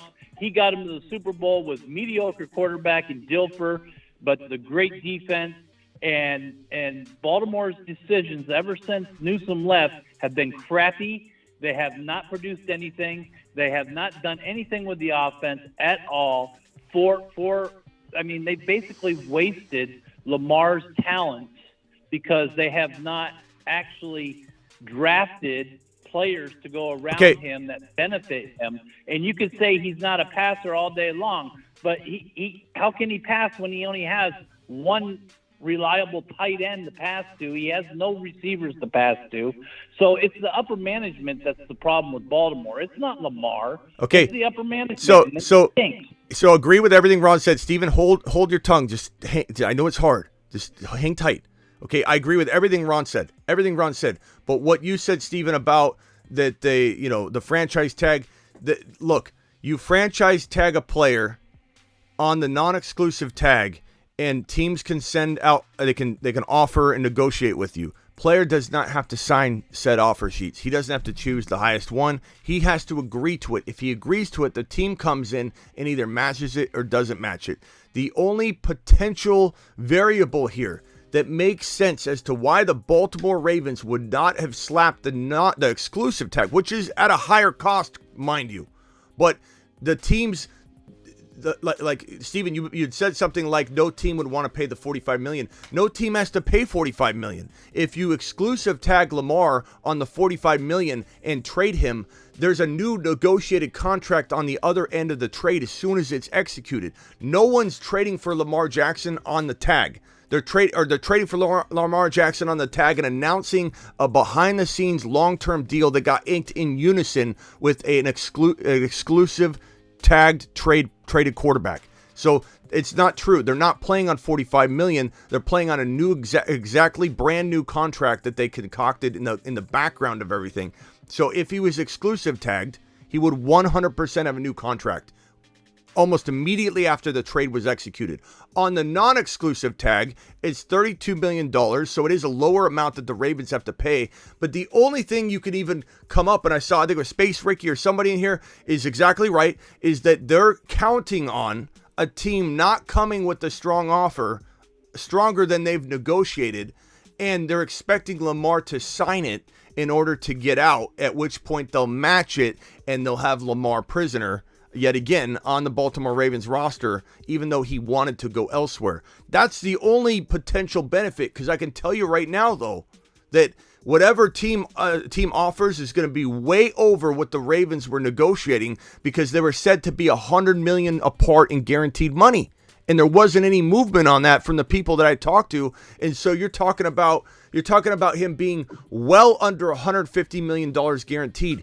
He's going to sniff at least, like in a worst case scenario, $180 to $200 million guaranteed. This is Lamar Jackson. To Ron's point, the failures of Lamar have been more in the direction, the fault has been in the direction of the Ravens, not in Lamar. Lamar's been asked to carry this team on his back. And for you Fields fans and Bears fans out, hold on, Steven. You Bear fans out there better be fearful of the same thing happening to Justin Fields, because you're leaning on Justin Fields on his legs more than you should be, because the team is not building fast enough around him and supporting him. You better go get DeAndre Hopkins from my Cardinals. You better draft one of these elite stud rookie wide receivers. Me personally, I am not ready to go away from Justin Fields, because I see a lot of Josh Allen in him. I'm not saying we're going away from Justin Fields, Steven. He's got the arm strength. It takes coaching to be able to bring it out of that young man, and I believe that it can be done. Steven, you weren't listening to what I was saying. We're going to put you in another 10-minute timeout. I didn't say anything of the sort, and it's so hard to interrupt you and to have you pause. No one said Fields isn't a top 5 quarterback. I said what has been happening with Lamar, abusing him, running him into the ground, is going to happen with Justin Fields. It's about the team building around the player properly. That's what we're talking about, Steven. That's what we're talking about. Real quickly, let's go back to the commish. Commish, do you have anything you want to add? I appreciate you hanging there nice and quiet like. Yeah, I was on mute. I was enjoying the show. So I did a little bit more research on why they might have let him go. I think it sucks, because as a Ravens fan, it really sucks. But you're 100% right. And DaCosta at the top, he's really good at drafting not wide receiver positions, but everything else he does, including and especially the financial side, is just not good. I mean, we lucked out. We always had a great defense, and then we had a Joe Flacco with a horseshoe up his, Yep. in that playoff run, and Jacoby Jones getting a lucky pass. And honestly, it's a totally different story. We're always good, but we're never able to get to the next level. And the only way I can see us getting to that next level is with a dynamic playmaker such as Lamar Jackson, or which I think is that we're just like my Orioles, where we don't pay anyone because even though there's a difference in salary stuff, but it's just like they don't pay anyone long term, it seems. Maybe they have Chris Davis and Joe Flacco flashbacks or something. I don't know, bro, but all I know is Steven is on something nice because he thinks his Ravens are going to be better. There's 0% chance the Ravens are better without Lamar Jackson unless you get Stroud or Anthony Richardson or make some crazy trade for Jordan Love or maybe there's another option that we're not thinking about. But I do. Well, sorry.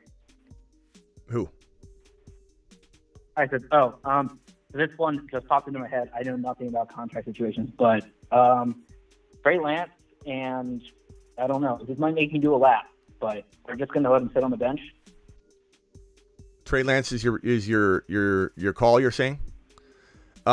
Here's the problem with that though is like how is that going to be beneficial to the Niners unless the Niners say, okay, we're going this route now. We're going to go after Lamar. Maybe they want to go after Lamar, but I don't think the Niners don't even have a first-round pick, so they're unable to even negotiate in this context. Oh. So, you look at this right here. So the only thing that they can do, Niners do not have a first-round pick. They're prohibited from negotiating with Lamar Jackson on the non-exclusive tag. The only thing they could do is get back in the game if Lamar doesn't sign an offer sheet, is going to play on the $32 million. And that's the other thing people think, that the Ravens can come in and match the highest offer. It's not the way it works. The player has to sign the offer sheet. And so if Lamar gets lowballed by everybody, then he comes back to play on $32 million, and then maybe the Niners could get back involved in that. But that's a whole different, the odds of Lamar not getting an amazing offer that the Ravens either match or don't match that Lamar signs, I believe is slim to none. He is such a polarizing player in a QB it's not a QB saturated market right now. These teams are all willing, minus Miami, they're all willing to probably overpay money wise. And now they've just been gifted by your Baltimore Ravens, bro. Been gifted the ability to not have to surrender 3 first-round picks, which would have been the crutch in most every one of these teams' potential game plans. And some of these teams, this is also in fantasy football. You know when you do an auction draft, and let's say the rule number 1 from Smitty in an auction draft is when your player's on the board, don't bid. The player that you want is on the board, don't bid initially. Let's say it's Barkley. Okay, Barkley's on the block in the auction. Okay, Barkley, who wants him for $20? $20. The worst thing you could do is create more excitement for him in bid. Wait until the bid slows down at the very end. Then you get into the bid war because you don't want it to be like 25, 35, 65. And that makes people go, oh, this guy's going to go for a lot. You don't want to add fuel to the fire. So these teams right now, we're talking about the Panthers, the Colts, the Bucks that have been very quiet on the Lamar Jackson front. Why would they want to show interest when the Baltimore Ravens would be like, oh, wow, we got a lot of suitors. Let's do the exclusive tag. And then these teams are out because it's too high of a price tag. These teams, the Panthers, have been sitting back going, God, please be non-exclusive tagged. Please screw up, Baltimore. And they did. Baltimore screwed up, Steven. They screwed up. Steven. I hate to tell you, you can call back in T-minus 2.5 minutes and tell me I'm wrong, but your Ravens screwed up by not slapping the exclusive tag on him to garner 3 first-round picks. He is worth 3 first-round picks. Lamar Jackson and his mother worked over the Baltimore Ravens, and he's such a polarizing player that is worth 2 first-round picks and whatever money he wants in a climbing salary cap environment that's 20% every 2 years. These teams would be crazy not to ink him to a $200+ million guaranteed deal that is more like $400 million total, with $200 million being guaranteed. Not to mention, maybe they give him some incentives that he can easily hit, like that are stretched out, very team-friendly, $200 million guaranteed. How much up front? How much up front can these teams afford? That's another thing, because you could front load this thing, give them $100 million at signing. I almost guarantee we see $100 million at signing for Lamar Jackson, which is something the Ravens won't do, which is something that could be in the offer sheet that'll have the Ravens say, no, we're not giving them $100 million up front. You can work these contracts in such a beautiful way that your $200 million guaranteed, it hits different than Deshaun Watson's $200 million guaranteed deal. Let's go to Alex real quick. Commish, I'll come back to you. I appreciate you. You what? I just want to say some stuff before Steven calls back in and cuts me off. Is this Commish? Sorry, that wasn't Josie. Who's talking right now, Commish or Alex? So, Commish. Okay, Commish, go real quick, and then Alex is next. Go real quick. Oh, my bad. All right. So I think that they basically, number one, I agree with you. Exclusive tag was the way to go. The fact that they're not able to do the tag and trade as easily or at all is dumb to me, because even if you're not going to pay all the money, you can get like that, at least 80% of that value in a trade. And then you don't have to rely on getting a quarterback like you see, in the draft. I know that there are 6 or so, but your team is in a position where they can win now if you get more offensive weapons, but you can't put a rookie at the quarterback position and expect the offense to improve. And I think that's ridiculous that there's any discussion that the Ravens will be better without him. I know when the Ravens fans get mad during halfway through the season and Lamar throws a stupid interception like he did against the Giants, I think it was week 3. Yeah, I was pissed. But the people that were like, yeah, we win more games with Huntley, let Lamar walk, are just incorrect, because Huntley played a great game against the Bengals. He played a great game manager game. But for some teams can make the Super Bowl and win the Super Bowl with the game manager quarterback. Due to the past, it's really not the Ravens. We just need to be able to outduel. The AFC is insane. You have to be able to outduel. We're not going to be able to outduel unless we hit a home run on a draft pick. And why even take that risk if you could have kept the home run that you already had? Yeah, Steven, you're allowed to call back in. Your 8 minutes of timeout are up. Although I'm not very confident you'll stay out of timeout for very long. Here he is, real quickly. Let's see if he goes right into timeout again. Steven, you're on hold. Alex is going to go first. You're out of timeout, but I highly doubt you stay out of timeout long. And how quiet you remain will be determined. That will be determined. Alex, you're up. Sir. Alex, go ahead. All right. I had to call in here, and Steven, it was pretty funny. I'm a full Lamar supporter. I'm a Broncos fan. I almost wish we didn't trade for Russ so we could be in this deal. But that's an aside. But the only way I see the Ravens really, making out in this is if they're calling the rest of the league bluff, and they're really going to match whatever offer that is going to come Lamar's way, because otherwise through. That's the only way that really makes sense. I completely understand what you're saying. May I say something for a minute? Yeah, 1 second, Steven. Is the stream back to back to normal now? Because I adjusted. I went on another internet connection. I have multiple here to avoid this kind of thing. So if hopefully we're back to not being choppy. Can someone confirm that the internet connection's back to being good to go? Going live with Steven. Steven, go ahead. I can hear you, Smitty. I can hear your friend on the other end. Go ahead, Steven. What I'm saying is that,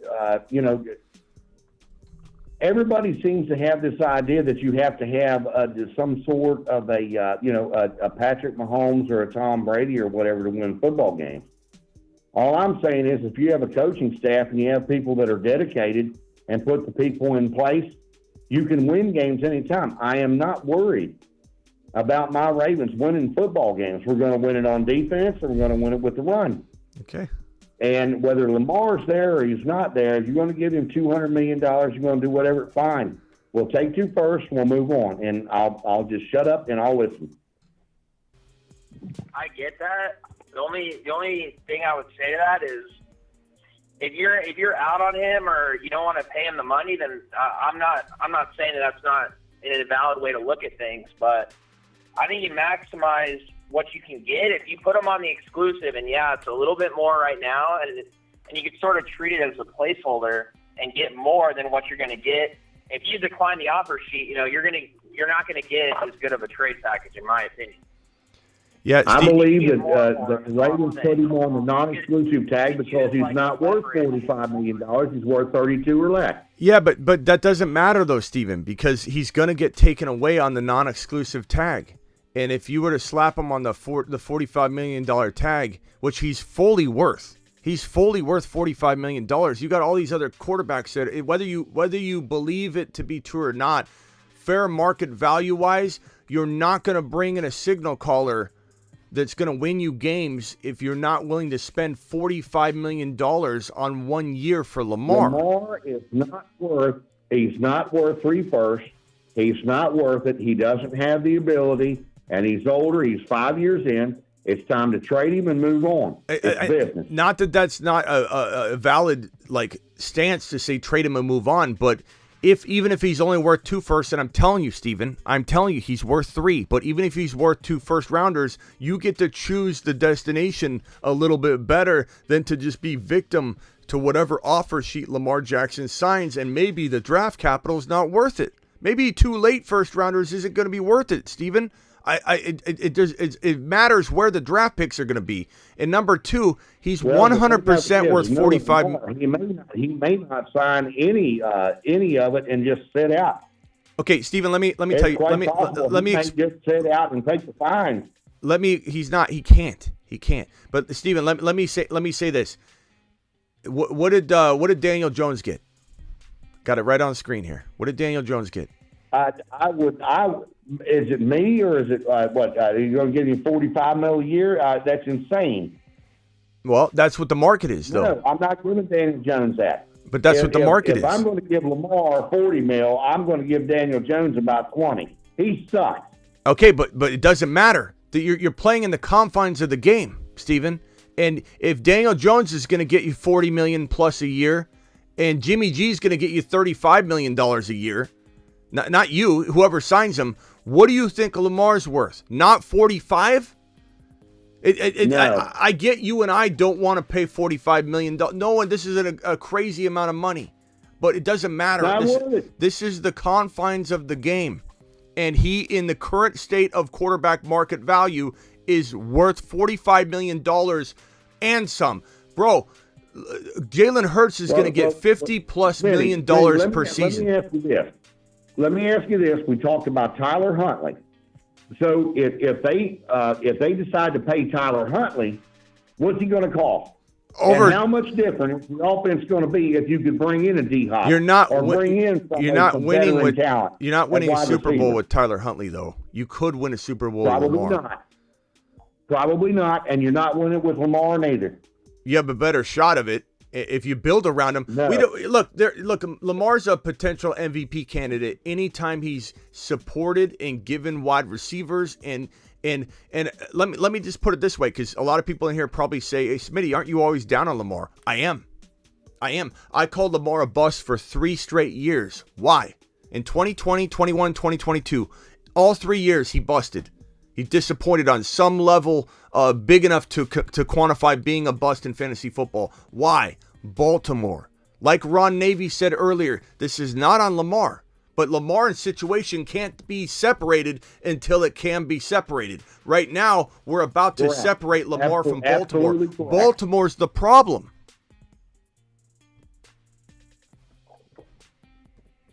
Steven? If it's up there at Acosta, he flew down there. They're trying to work it out. If they don't work it out, it is what it is. Life moves on. If Atlanta or somebody, if he goes somewhere else, they don't want to match it. If they're going to give 2 firsts, I'm down with it. It's either crap or get off the pot. I'm tired of the BS. I appreciate your loyalty to your team. I love Lamar. I appreciate your loyalty to your team, but you are close if you supported him, if your team would draft a Quentin Johnston or a Jackson Smith and Jigba instead of trading away Hollywood Brown, his only wide receiver he cultivated, and you rely on Batemans who are unproven, you run all ACL running back rooms that have no healthy running backs, and you want to run more than ever that year, and you put it all on Lamar's shoulders. This is why the Ravens are getting one of the worst report cards in the National Football League. They have bad training staff. I completely disagree with that. I completely disagree with it. I disagree with it on the defensive side of the ball. And we had the Miami Dolphins, and we had a fourth quarter collapse. We had the Buffalo Bills, and we had a fourth quarter collapse. We had the damn Cincinnati Bengals and had a fourth quarter collapse. We were there in every single freaking game. It's only going to take a little bit. You think that the Ravens are far off, but they're not. They're Steven, they're going to be you're going to have trouble winning 6 games without Lamar Jackson. You got an F. You got an F in the strength coaches category. There's C's across the board, minus the what is this? What is this? Is this like the cafeteria, locker room, and travel? We lost Lamar the last 3 seasons, and still. And why? Why have you lost Lamar? Why? Why have you lost Lamar for 3 seasons, Steven? Answer that question. Because of Lamar? Is it Lamar's fault you run him 200 times a season? This is why I'm talking about Fields. When you got hung up on earlier, when you wouldn't. It is absolutely not. Hold on. It is not Lamar's fault that he was running or whatever. The fault of it is that now things have changed, and I did not enjoy the Greg Roman offense for years. But it was just the defense was. You don't even know what you're getting in Munkin. You don't even know what you're getting in Munkin to suggest that you're going to win without Lamar. Look, Lamar. Right now, Munkin made it a lot easier for Lamar to sign a contract offer that's coming his way because now he's got to learn a new system no matter what. It just made it that much easier for Lamar to say, well, you know what? I got change anyways. Let's go. Let's roll. Let's go. Jets country, let's ride. That's what Lamar is thinking. Okay, let's go to, we got Hav G dropping a super chat. David, let's see. David, have you gone yet? No, Smitty. David, you are up. You're live. Appreciate you. Hey, man. I just wanted to run a situation by you. You've been talking about the Panthers some. I'm a Panthers fan. I just wanted to run a situation by you as far as what I would like to see them to do. Obviously, it's not going to happen, but I just kind of wanted to get your 2 cents on it. And maybe if Ron Navy's still in, he can comment on it as well. Okay. Obviously, they're going to trade up. I feel like they're going to sell the farm to trade up and get a quarterback at 1 or 2. What I would like to see them do is trade back and pick up maybe a first-round pick next year if they can, draft Bijan, and then next year go all out for Caleb Williams. That way you have a stud running back and a stud quarterback on rookie deals for 5+ years or however long. I know that's not going to happen. Let me interject real quickly. So you're wanting to trade back from this 22? Because if you trade back from 22, you're probably losing. No. Bijan. We're at 9. We're at 9. Carolina's at 9. Oh, you're a Carolina fan. Okay, I thought you were. Yeah. I'm sorry. I thought you were a Raven caller here. Okay, so yeah, Carolina at 9. I would love to see Bijan in a Panther uniform over some other locations that could be questionable situations. I think first and foremost I want him in Philly, but I think Carolina you guys run the ball well. You got good coaching, you got a good line. And we just picked up Deuce, man. That's my whole thing. Like we got Deuce from Detroit now. Like him and Deuce would be ridiculous. Yeah, Carolina's underrated for Bijan. I will say that. I agree with you. Trading down those risky because he's arguably going to go in what we've been calling Bijan Row right here all offseason. 6, 7, 8, 9, 10. This is a straight gauntlet of picks that he could go at. He could literally go with 6, 7, 8, 9, 10. But I don't know if teams are going to be scared to go against the grain of early avoiding running back drafting mindsets that have been kind of controlling the running back climate in the NFL draft for the last handful of years. No one's suggesting that it's going to flip back to the olden days where you had literally 2 or 3 RBs go by pick 18. and you had one RB go at Yeah. like 3 or 4 or 5 or 6. That's the way it used to be. Now everybody's devalued across the league.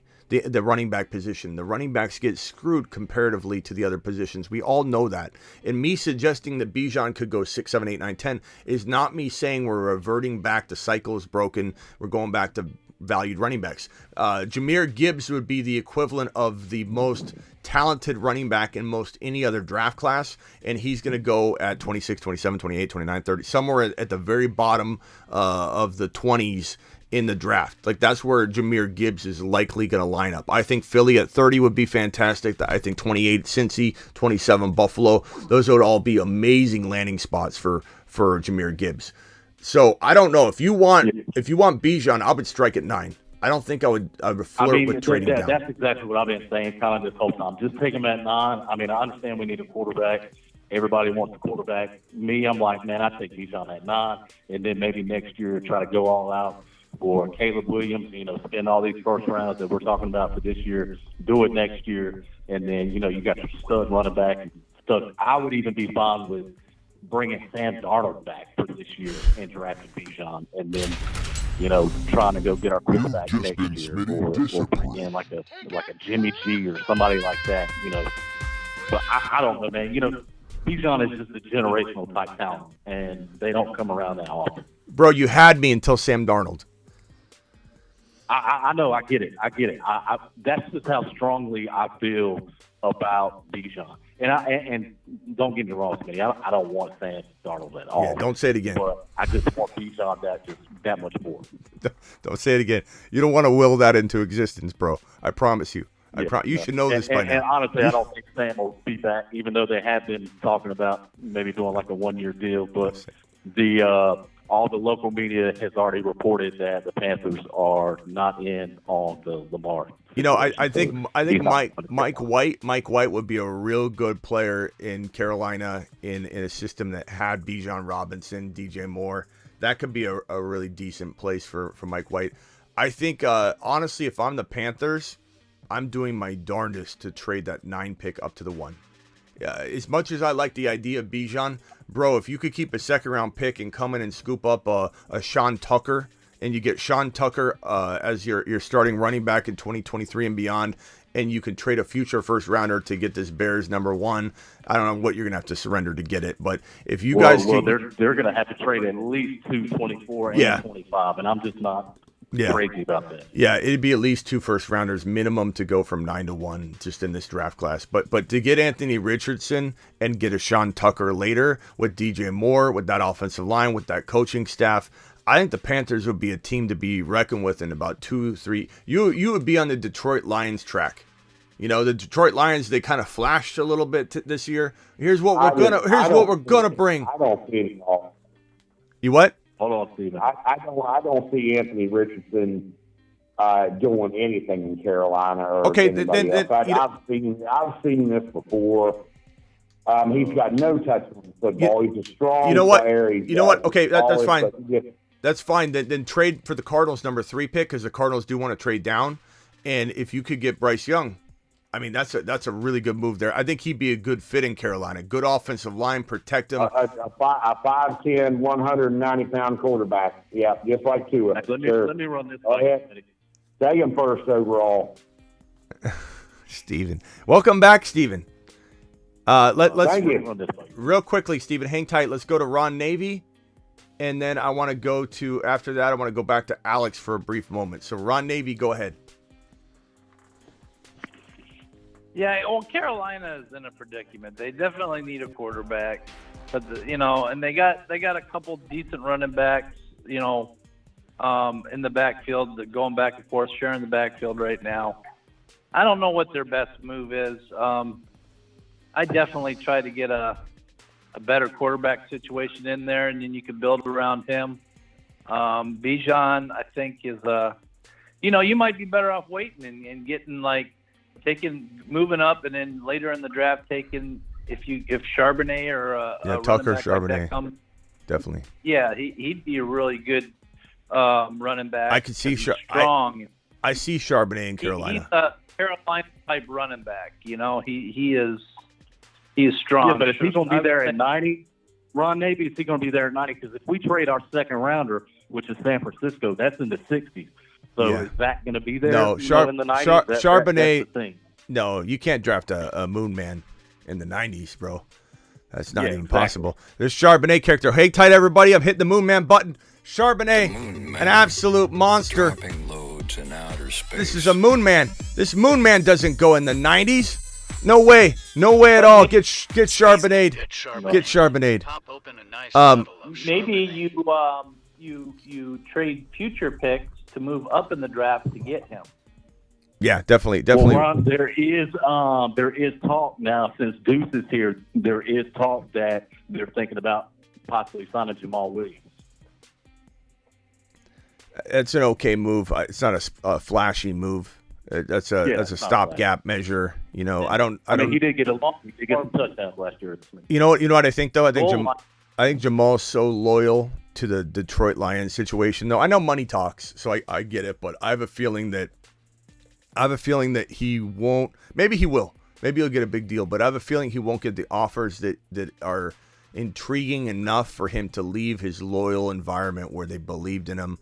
He feels at home. He did very well in Detroit, and I don't know. I kind of have a feeling he's going to re-sign with the Detroit Lions, but we'll see. That's definitely a good place. But I think Charbonnet. When I picture Charbonnet, Bijan, I picture one of those guys in Carolina. I feel like Carolina is a very underrated location for one of those RBs.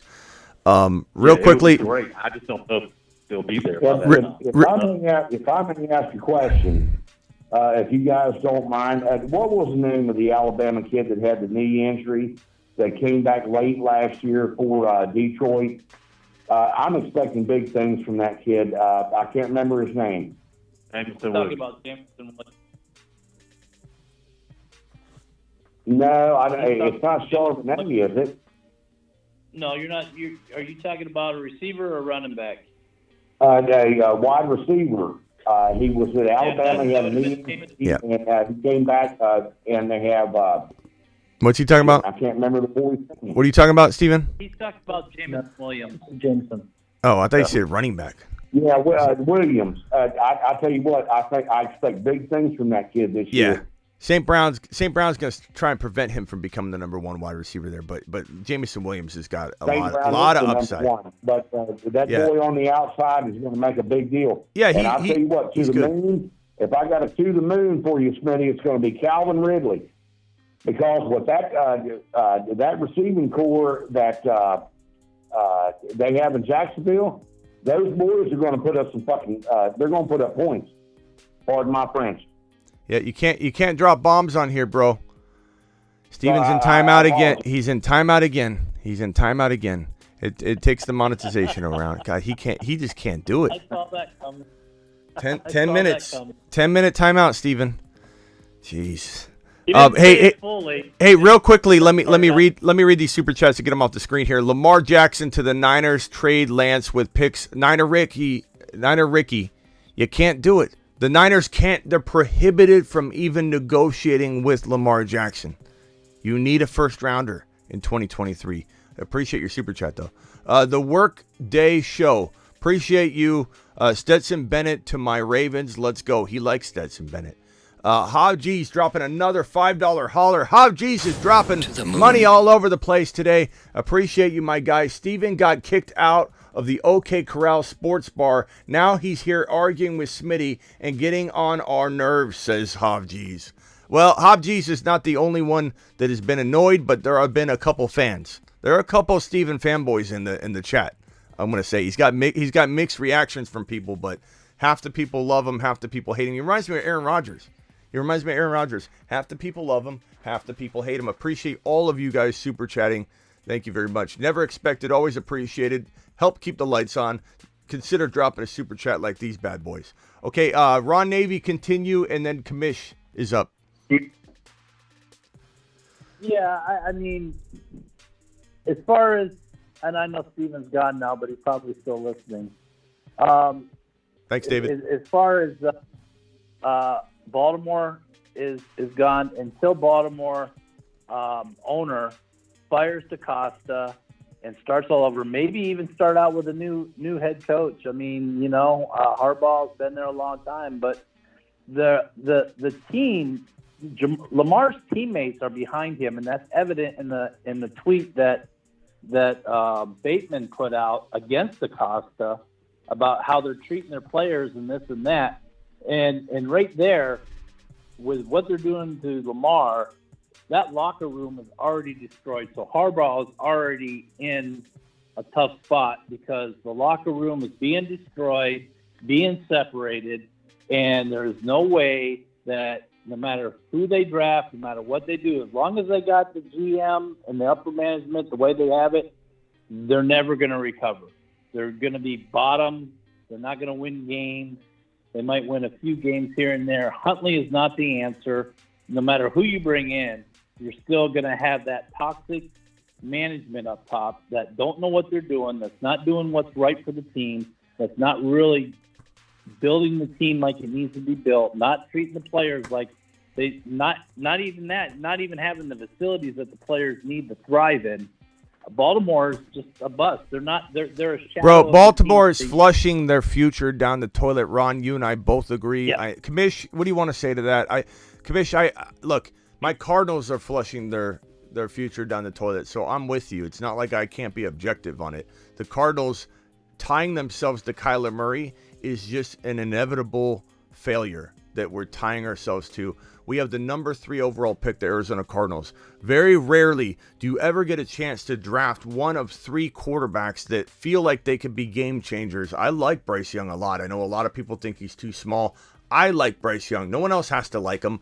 I like him. Kyler Murray's a smaller guy, so I think I know how this works out. Kyler Murray didn't fail or isn't failing because of his size. He's failing because of his piss poor attitude, his inability to mingle with the team and be a leader. And so those are the reasons Kyler Murray's failing. Kyler Murray's proven that he's electric on the field. He's just not a good leader. And so my Cardinals are going to fail, and we have a long road ahead of us. So I'm with you, Commish, but what do you think about your future? If you let Lamar go, there's no options here unless you trade up to the number 1 overall pick. It's going to be a long road. Wait, I never talked about the Cardinals. Are you sure you're reading? No, I'm trying to tell you that when I'm ripping on your Ravens, in a sense, I'm trying to let you know I'm in Arizona. I'm a Cardinal fan, and so I'm trying to tell you that we're as in bad a shape as you are. In some sense, we got a quarterback, but he's injured. He's got a bad attitude. He's not going to win a Super Bowl. And we're tying ourselves to him when we're sitting there with the number 3 overall pick, and we have the ability to take destiny into our hands and draft a QB and trade Kyler away, but we won't. So I'm trying to prove to you that you and I are in the same boat. But I want to know, do you feel any hope at all as a Ravens fan if Lamar leaves? Because I don't know how you could unless you get the number 1 overall pick. So I have 2 thoughts about that. Both of them have very, very little hope, but one of them is possibly, I don't want to say dynasty creating, but it could be. But I'll start with the one that's not crazy space, the tinfoil hat talk. No, I'm looking at I don't have hope. I'm looking at the contracts right now, and we've signed a lot of our players that are core players. Ronnie Stanley, Marlon Humphrey, Marcus Williams. We have Kyle Hamilton and Linderbaum on rookie deals. We have, we only have receivers that are on rookie deals anyways. Roquan. We have all of these players as if we were going to win now. And as an NFL fan, what's the end goal of anything? Not to just be some kind of mid-team that goes to the AFC Championship once in every 3 years and never gets to the Super Bowl. No, you see what the Rams did, and now they suck, which I still think is interesting, but you see they went all in on something, and then they faced the consequences, but they got a Super Bowl out of it. And if you want to be a mid-500 team, you can go with Tyler Huntley. You're never going to get to the top without someone like Lamar. All right, wrap it up. Wrap it up. Go ahead. Okay, the other one was that we can. What if we just tank and then get Caleb Williams next year? Yeah, I mean, but will you ruin him? Hopefully by then, Yeah. Costa will be gone and Harbaugh will be gone. Yeah, your GM is a problem, bro. Your GM is a problem. He is. He's really good at drafting, though, which sucks. Well, He's he should have stayed in a personnel position or something. But your GM's a problem. I think you have Lamar right now, and he and the organization feel like he's not the guy, and to not want to pay him $45 million for one season and an exclusive tag him is ridiculous. Danny Dimes, Jimmy G's going to get 30 something. I wouldn't be surprised if Jimmy G got 35 million. I'm not saying he deserves it, but to sit here and pretend Lamar doesn't deserve $45 million for 1 year, that's why the tag's there. It's crazy. It's crazy. Tag him, and it's like you could say, oh, it's a prove it. Then you get paid a lot more. He's not going to get paid any more than what he's asking for. So what was the risk of exclusive tagging? That's what I'm saying. No one can answer it. No one can answer. I'm asking anybody to come in and tell me the benefit of the non-exclusive tag. It's a misstep. It's another misstep by an organization that's flushing their future down the toilet, like the Cardinals. I'm pissed off about my Cardinals. Looks like Steven can call back in. Your 8-minute timer is over. I don't know. Let's see. Where's my Steven timer? Okay, we got another caller in here to get some fresh blood in here. You're live on the Fantasy Football Show. Who am I talking to? Oh, that was fast, man. Who? That was fast. You picked up fast. Yeah, that's how we roll. I got an assistant here that answers the phone. Hello? You're gonna be live. Yeah. Hang tight. Here's Smitty. Hey, what's up? What's up, pal? Look, What can I'll talk to you. You don't sound too cute as a lady, but I'll talk to you. Okay. What's your name? What's your name, bro? William. William, what's up? What can I do for you? By the way, that was my mom, so she appreciates the compliment, William. William, what can we do for you? Hey. No, I was saying that I think that if the Ravens let Lamar go, and I think like why they hit him with the non-exclusive, because that's kind of what the Ravens do. I think they did it with Ray Lewis in that year where they were deciding whether they should keep Bart Scott or Ray Lewis.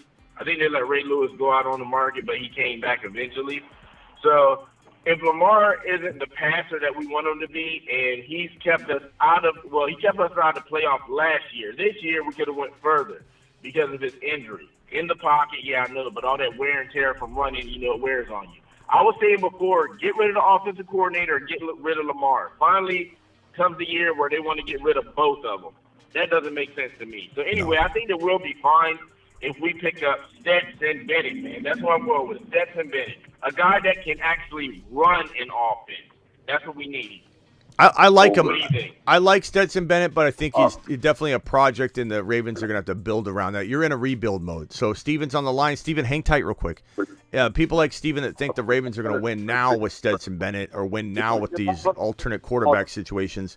It's a full give-up rebuild situation, which if you accept that, then it's understandable. He wants $250 million guaranteed. He wants Deshaun Watson money.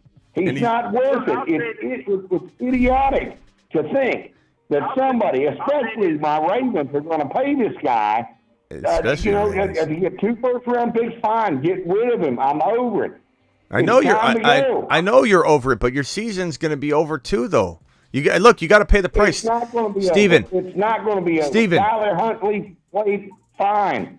We'll take another quarterback. We'll figure it out. Steven, whether you like it or not, Steven, whether you like it or not, the market is the market, and $250 million guaranteed in 2.5 years from now is going to not be the number, even 3 or 4 contract in the NFL. It's not, and I understand that, Smitty, but it's not the number right now.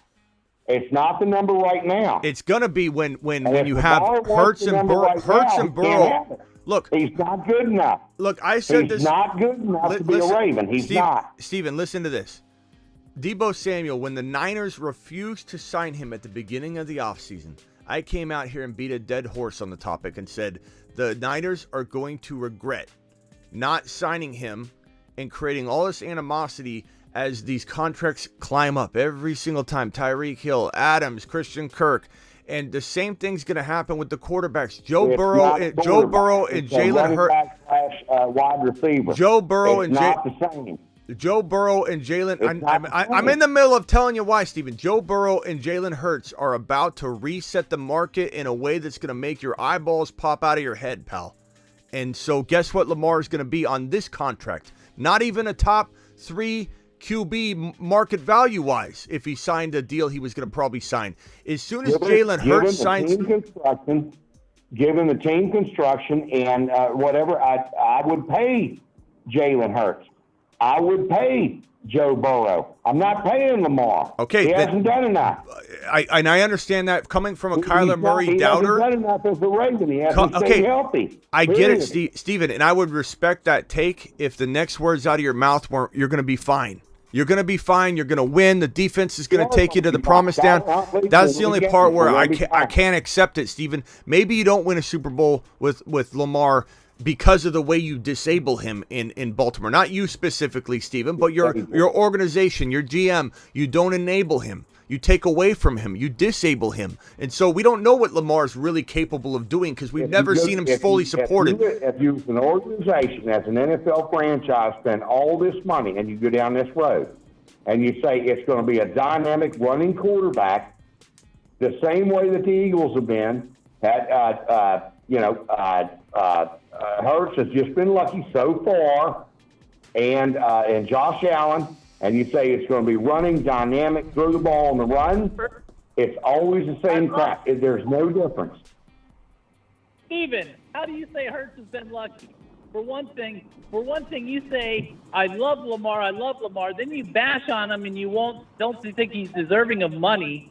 So how can you love the guy and not want to pay the guy when it's your whole Baltimore Ravens organization that is the problem? I mean, seriously, your organization. I don't see it as a problem. I just see it as a quarterback and a franchise that can't make it happen. That's all I see. It's just business. How can you say that you love Lamar, but then you trash him and you don't want to pay him the money? I don't understand that. It doesn't make sense. Your organization. I'm not paying Lamar $200 million. Not. Your general manager stinks. Okay, they make bad decisions. No, I completely and totally disagree with that. They don't. And I appreciate the other caller's candor on the matter, and it's fine. And I'll shut up and listen. But I completely disagree with the Ravens for making a mistake. I completely disagree with that. How can you love Lamar and not want to pay him the money? He has two feelings at the same time. They explain this on. Hold on one second. They explain this on Sesame Street when you're a kid. You can have two feelings at the same time. It's uncomfortable. You don't really know how to describe it when you're a child. But Steven's feeling two funny feelings at the same time. He likes Lamar. He hates Lamar. Steven, again, I appreciate and respect your stance of that you don't want Lamar on the roster. I am confused like Ron Navy. It sounded like you loved him at one moment. But I would love for Lamar to stay on the roster. Oh, my God. But Lamar is asking for more than he's worth. That's all I'm saying. I love Lamar. I would love for Lamar to go to Atlanta and win a Super Bowl. I'd love for Lamar to go anywhere and win a Super Bowl. I love the kid. I'm confused. But he's not getting the money from Baltimore. He's not. Confused. So he can go somewhere else and win a Super Bowl. So he's good enough to go somewhere else and get paid the money he's worth to win a Super Bowl, but he's not worth paying the money to win a Super Bowl in Baltimore, is what you're saying. Yes, with the way that they run things, yes, he's not going to win. So they run things poorly, is what you're trying to admit. He needs to move on. I love the kid. I wish him well. If he goes to Atlanta, if he goes anywhere else, win a Super Bowl, kid. I'm going to be rooting for him. I love Lamar. I'm confused. But Lamar is not going to get $250 or $220 million guaranteed. Yeah, he is. Not happening. He's getting $200 million, and we will make it work. Steven, Jalen Hurts is going to get a $500 million, $50 million a year, $500 total million contract. Joseph Cigar Smoking Burrow is going to get cigars factored into his contract He's going to get 450, $500 million. The Bengals have never paid a quarterback in their history, and they may not pay Burrow. They will. May No, turn around Steven, come on. and Steven, stop him just like they're doing Lamar. The Cincinnati Bengals. People are getting burrowed left and right, and people are going to remember it. The Cincinnati Bengals are not going to pay Lamar Burrow $60 million. Bro, they're not. Joe Burrow's making number one or number two overall money in NFL quarterback money. He's getting a $400 to $500 million contract. The Bengals will pay it. The Bengals will pay it. Yes, they will. Let me tell you why, Steven. They've never been to the Super Bowl and they've never been in this situation before. The Bengals are winning and are a whole totally different franchise under cigar smoking Joe Burrow. They're paying him whatever he wants, whatever he commands. They're desperate. They're paying him whatever he commands. Walk out of a back alley out of playing around with Deshaun Watson. People are getting burrowed left and right, and people are going to remember. For a completely guaranteed contract. And then all of a sudden, everybody is supposed to say, "Oh, that's the best thing." No, that's not happening. And that's an old the Ravens look. aren't going to do it. Steven, the 49ers no team is going to do it. Steven, that's an old school stance. I understand where it's coming from. It's coming from a place of logic. But guess what? The logic doesn't control the NFL. Logic doesn't control the market. These players control the market. Teams that fold and pay players control the market. And when Lamar Jackson's going to get pried away from a team that doesn't know what they're doing, that doesn't know how to utilize Lamar, doesn't know how to support him, they don't even know how to franchise tag him properly, because now you're going to get a team that's going to come in and say, you know what? He wasn't worth 3 first-rounders and $230 million guaranteed, but guess what he is worth? 2 first-rounders and $200 to $230 million guaranteed. You just made it a whole lot easier for a team to overpay him now, because now the draft capital portion is not even big. Or I would pay that for the kid out in San Diego playing for the Chargers. But I'm not paying that for Lamar Jackson. I know you're not, Stephen. We know that. Let's end this conversation. We know you don't. You love Lamar. You don't love him. You're rooting for him. You don't. I get it, Stephen. And I totally respect if your stance is we want to move on for Lamar, similar to how I want to move. What are you paying him to stay in Baltimore? What are you paying him? I've answered this before, he's a bust in Baltimore. That's why I'm saying I understand and agree with you if you believe that Lamar can't succeed there because they don't support him, the type of quarterback he is. He's not a pocket passer monster. Fair enough. Hold on. I understand Steven, that, but hold if on. you're Atlanta, Steven, or hold you're on. another team, Steven, what are you willing to give up? Hold on. First-round picks? Hold on. 3? Steven, hold on. He's not a pocket passer. Can he be a better pocket passer than he is right now? Absolutely. We don't know what his ceiling is because you won't give him wide receivers. If he goes to Atlanta, he gets to do his running thing, but he gets to curb that back a little bit. He's got Kyle Pitts. He loves Mark Andrews. We know what he can do with Kyle Pitts. He's got Drake London. He can throw to Drake London. He's got Tyler Algier, a non-ACL healthy running back that could run the football, and they'll turn everything around slowly because he's going to sign a big, long contract. So not everything has to happen in year one. They'll fix the offensive line a little bit by little bit. They'll fix the defensive line. They'll get better staff. They'll work on their training room. I hope that he wins the Super Bowl. He's not going to, but the problem is this Atlanta Falcons report here, they're not pursuing Lamar Jackson, which upsets me to no end. But here's what I'm trying to tell you, Steven. I'm going to leave it here and then we're going to go to the next caller. You can stay on hold if you want, but we got to stop beating a dead horse on this. And just don't interrupt. Hold on. What I'm saying is that Lamar Jackson is not going to succeed in Baltimore if he returns to Baltimore on some sort of a nostalgia. I want to just, I want to be a Baltimore Raven. I'm going to reject all these offers. I want to be with Baltimore. Whatever. He doesn't want to be a Baltimore Raven. It's over. That ship has sailed.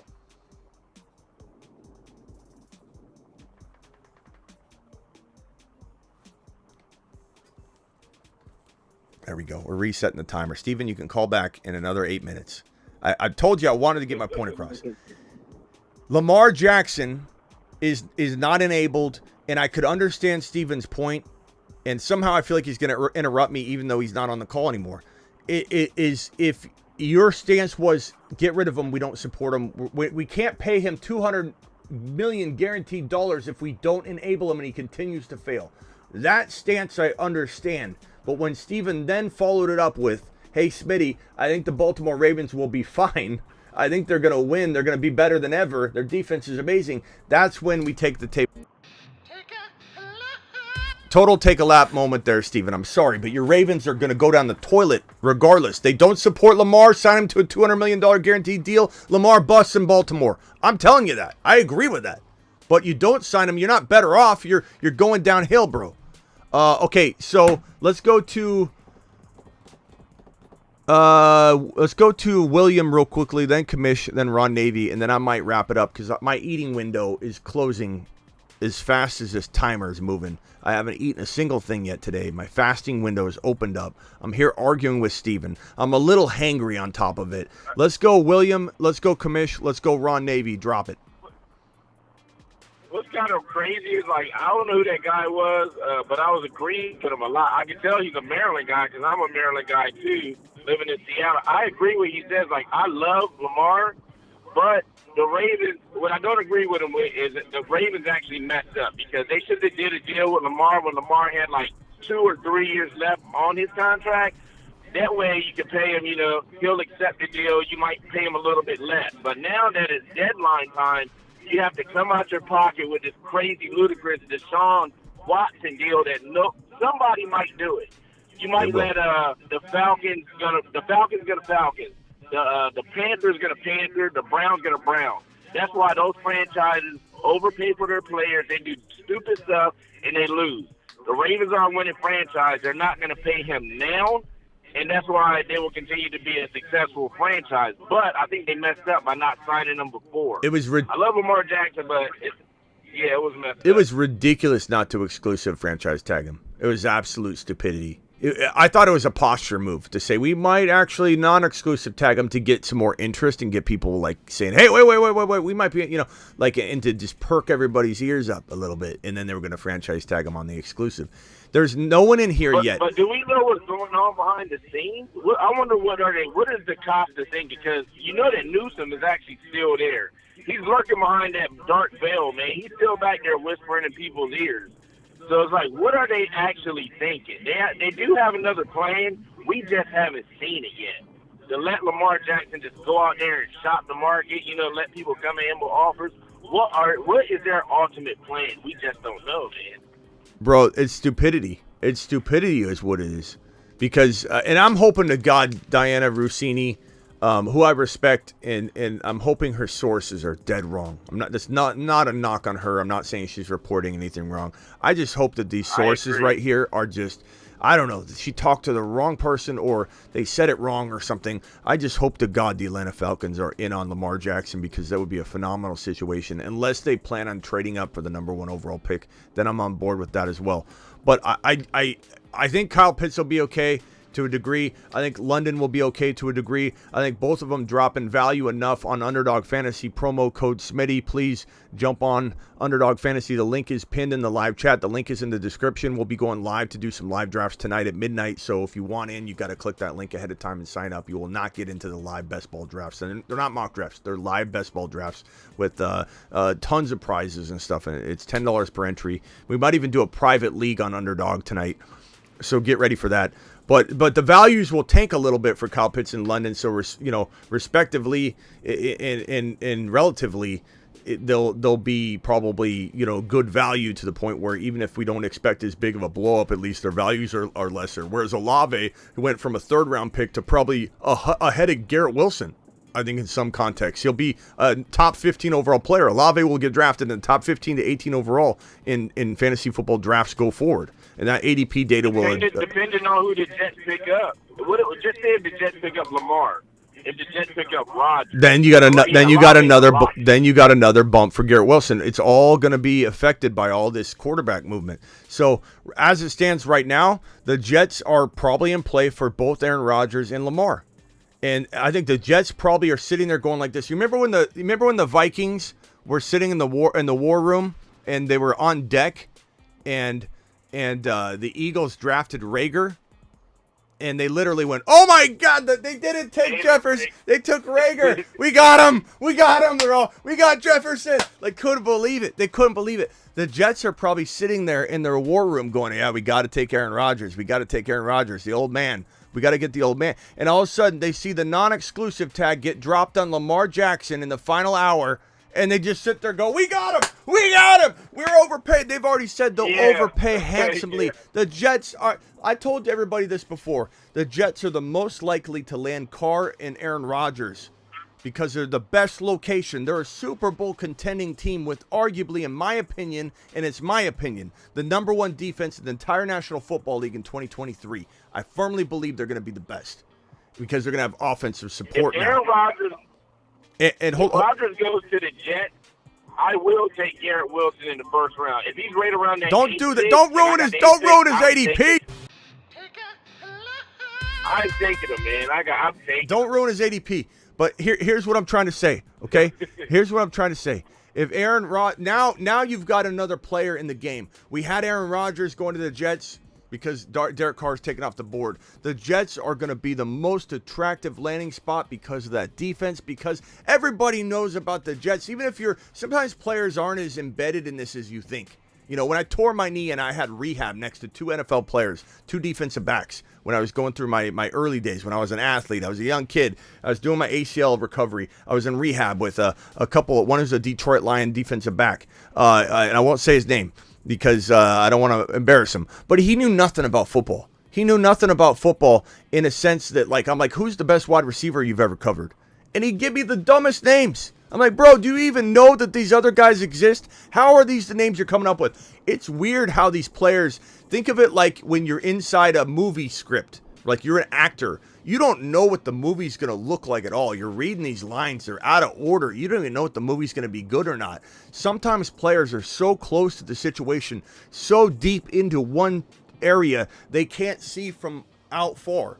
But I think every player understands that that's why some players pick bad landing spots. That's why it was like AB didn't want to be in Buffalo. He didn't realize Josh Allen was on the rise and that place was going to be unbelievable. I want to go do this. I want to be this. I want to go be a Raider.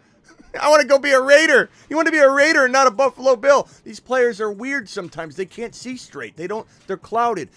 But everybody, I'm telling you, everybody understands what time it is when it comes to the New York Football Jets. Everybody knows they had Sauce Gardner and Garrett Wilson as rookie of the years. They had Breece Hall as probably a guy that would have bumped Garrett Wilson out for rookie of the year. They have just an unbelievable team, and it's a Super Bowl ready contending team, and you've got now two people in play. So Lamar's in play for New York. I don't know if they'll come out and shoot that down, but Lamar's in play for New York. Aaron Rodgers is obviously in play for New York. New York's flying out to meet Aaron Rodgers in California. They're probably sitting down right now having a baguette or some avocado toast, at some outdoor yoga juice shop or something. They're sitting there right now, sitting on their rear ends on some kind of grass mat, like meditating with Aaron Rodgers right now. They're sitting there trying to wine and dine him. But at the back of their mind, they're thinking, Lamar, Lamar's in play. Lamar's in play. We got him. We got him. High fives all around. We got him. Lamar's in play. Can you believe Lamar Jackson was non-exclusive tagged? What were the Ravens thinking? Now we can go get him. He's not maybe worth $200 million guaranteed with 3 first-rounders of draft capital, but if you dial down the 3 first-rounders to 2, some even said 4 first-rounders. I'm not saying his market value was 4, but there were people actually talking about that. And now he's costing 2 first-rounders. You slap down a number that the Ravens won't accept. The Jets have been very clear. We will go to bat and we will overspend any cost. Doesn't matter. We want a quarterback. We want a veteran quarterback. We want to do it live. And this team's going to overpay for Aaron Rodgers or Lamar. And now they have a way out. If Aaron Rodgers wants to go back to Green Bay, which is always possible with this guy, nostalgia. He goes back last minute or retires. What if the darkness retreat did him in? Now they've got Lamar, and they will pull out all the stops for him. The Jets have to. They're a Super Bowl contending team. Lamar Jackson's going to maybe be a New York Jet now. That's an interesting part of this. Can I tell you what I think real quick? One last thing. Yeah. Can I tell you what I think what's going to happen real quick? I think that Aaron Rodgers is going to be a New York Jet because they can't just waste Jordan Love's talent. I think Lamar Jackson might go to the Panthers. And just one more thing about Hollywood Brown. People are saying, oh, why did they get rid of Hollywood? He's a good receiver. I'm a Ravens fan. I've looked at the tape. Hollywood had a bunch of passes thrown directly in his mitt, and he dropped them. And then he looked at his hands like, oh, my God, what are you guys doing? What are you two guys doing? So that's why they let go of him, man. He kept dropping passes. Yeah. Hey, appreciate you, man. And I agree. Lamar is either a Jet or a Panther if I have to predict right now. Aaron Rodgers is either a Green Bay Packer or a New York Jet, and that means the Raiders are going to try really hard for Lamar. Maybe they land him. Look, to Ron Navy's point earlier, that Lamar, out of principle, eventually he would sign something if it's questionable. Like going to throw to Devontae Adams and Waller is attractive enough, and Josh Jacobs as his RB, that's an attractive enough scenario to say, screw Baltimore, I'm going to get paid bank. Maybe they improve the defense. Let's ride. Las Vegas, let's ride. Las Vegas, let's go. Like, he's going to do that to an extent. So I agree with Ron. I agree with Ron Navy, but I don't think Tennessee is going to do that. I don't think that's going to lure him in. But he'll go to the Raiders if need be. The Raiders better swing big. They better give him $250 million guaranteed. They better make Steven shart in his pants on the live stream when we announce the Raiders offer sheet of $250 million guaranteed. They better pull out all the stops because they franchise tag Josh Jacobs. They've got Devontae Adams on the bag. Like, this is a team overpaying. If they don't strike rich at QB and they go the route of Jimmy G, they're going to be worse off than the Baltimore Ravens without a quarterback. Hold on. Let's go. Listen online, man. Let's go to Ron Navy real quick, and then let's go to the commish. Ron Navy, 30 seconds, then go to the commish. All right. Yeah. I was just using Titans as an example of a team out there. That's all for Lamar. I think Carolina. But heck, Carolina would be good. You never know. Carolina. Yeah. I'd actually like to see how he would do with the Raiders. That would be interesting. You know what's interesting? Or even Tampa Bay. You know what we need to keep in mind too? We haven't spoken a word about this yet. Commissioner, coming up in a second, so listen to what I'm saying here. Okay? Look at the draft picks. Mm-hmm. If it's Carolina, that's the number 9 overall. Okay? That's the number 9 overall. If it's the Raider, where's the Raiders first rounder? This is the Raiders is 7. So 7 and 9. Those are two amazing picks. The Jets pick is the Jets have the 13. So very, very, very, all very, very close. All those are very good picks. But the 7, the 9, and the 13, that's a lot. That's some difference there. You know, like where you're rooting for one thing over the other. But they don't really have control. It's the offer sheet that has the control. It's Lamar that has the control. But at the end of the day, the three teams that we're projecting to probably be the biggest players in this are drafting at number 13, number 7, and number 9. That's a fantastic pick for the Baltimore Ravens to get back. We haven't really mentioned that, in all fairness. That's a really good draft slot. Go ahead. What would happen if let's say Carolina comes in with the 9 or the Raiders come in with the 7, they get the 7.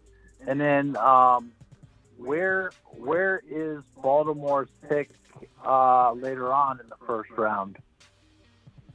Baltimore's the 22.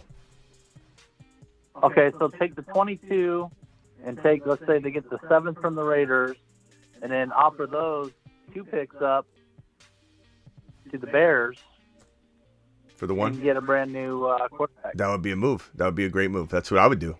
That's what I do. But let's say Levis falls to the Baltimore Ravens at 7, and then let's say Zay Flower falls to 22. That would be an impressive rebuild.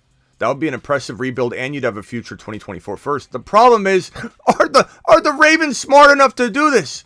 I don't think so. Ron, I highly doubt they take Levis and a wide receiver at 22. I think they crap the bed at the wide receiver call, and maybe they draft Levis.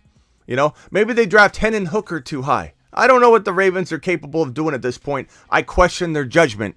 The fact that they gave the non-exclusive tag, and maybe they know that one of these teams, and they really want the 7, they really want the 9, they really whatever. But even so, if you were to negotiate on the exclusive tag, you would be getting that pick anyway if this team is willing to give up 3 first-rounders for Lamar. And I guarantee you, one of these teams would have been tempted to do it and probably done it.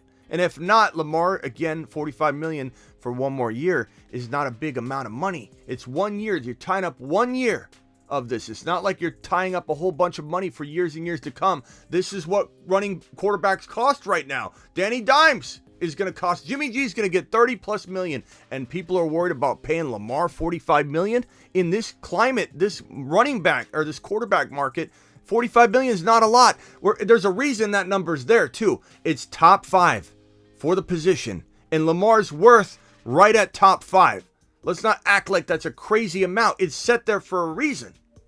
Let's go to the commissioner real quick.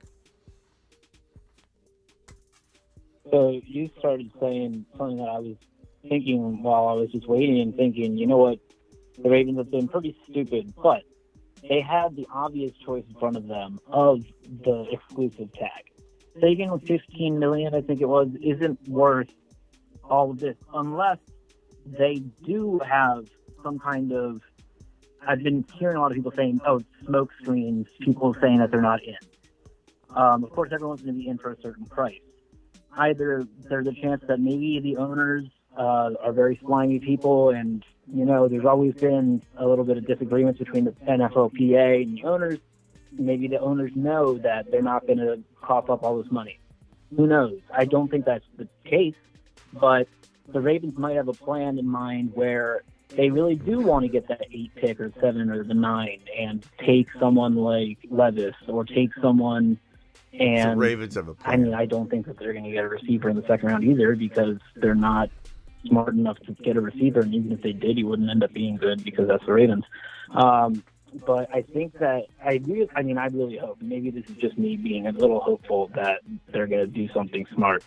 But I think that they have to have at least some kind of idea.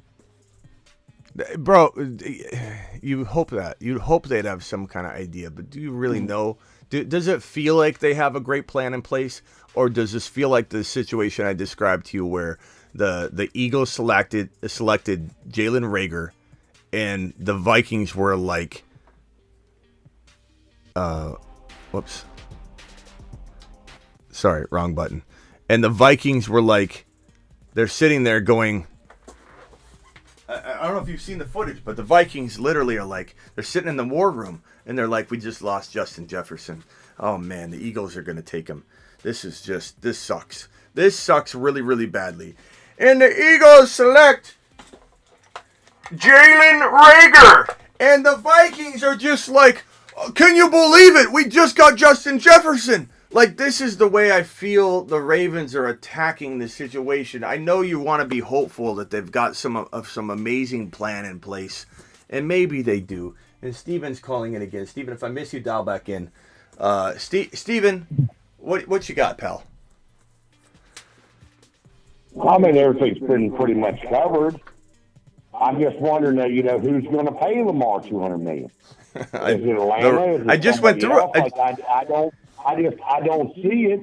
Did you take a break, Steven? Did you step away from the TV or the YouTube? Because I just explained it. The New York Jets are going to pull. The New York Jets are going to pull out all the stops. You told me to take a break, so I didn't get involved in too much stuff or whatever. That was I just was taking a break and just listening.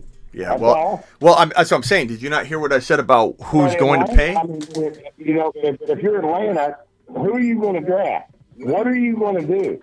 Are you going to, Rodgers ain't coming there. I don't know why. If you want somebody to put Boston seats, you go get Lamar Jackson. I don't know why Lamar. It's 2 first, and that's it.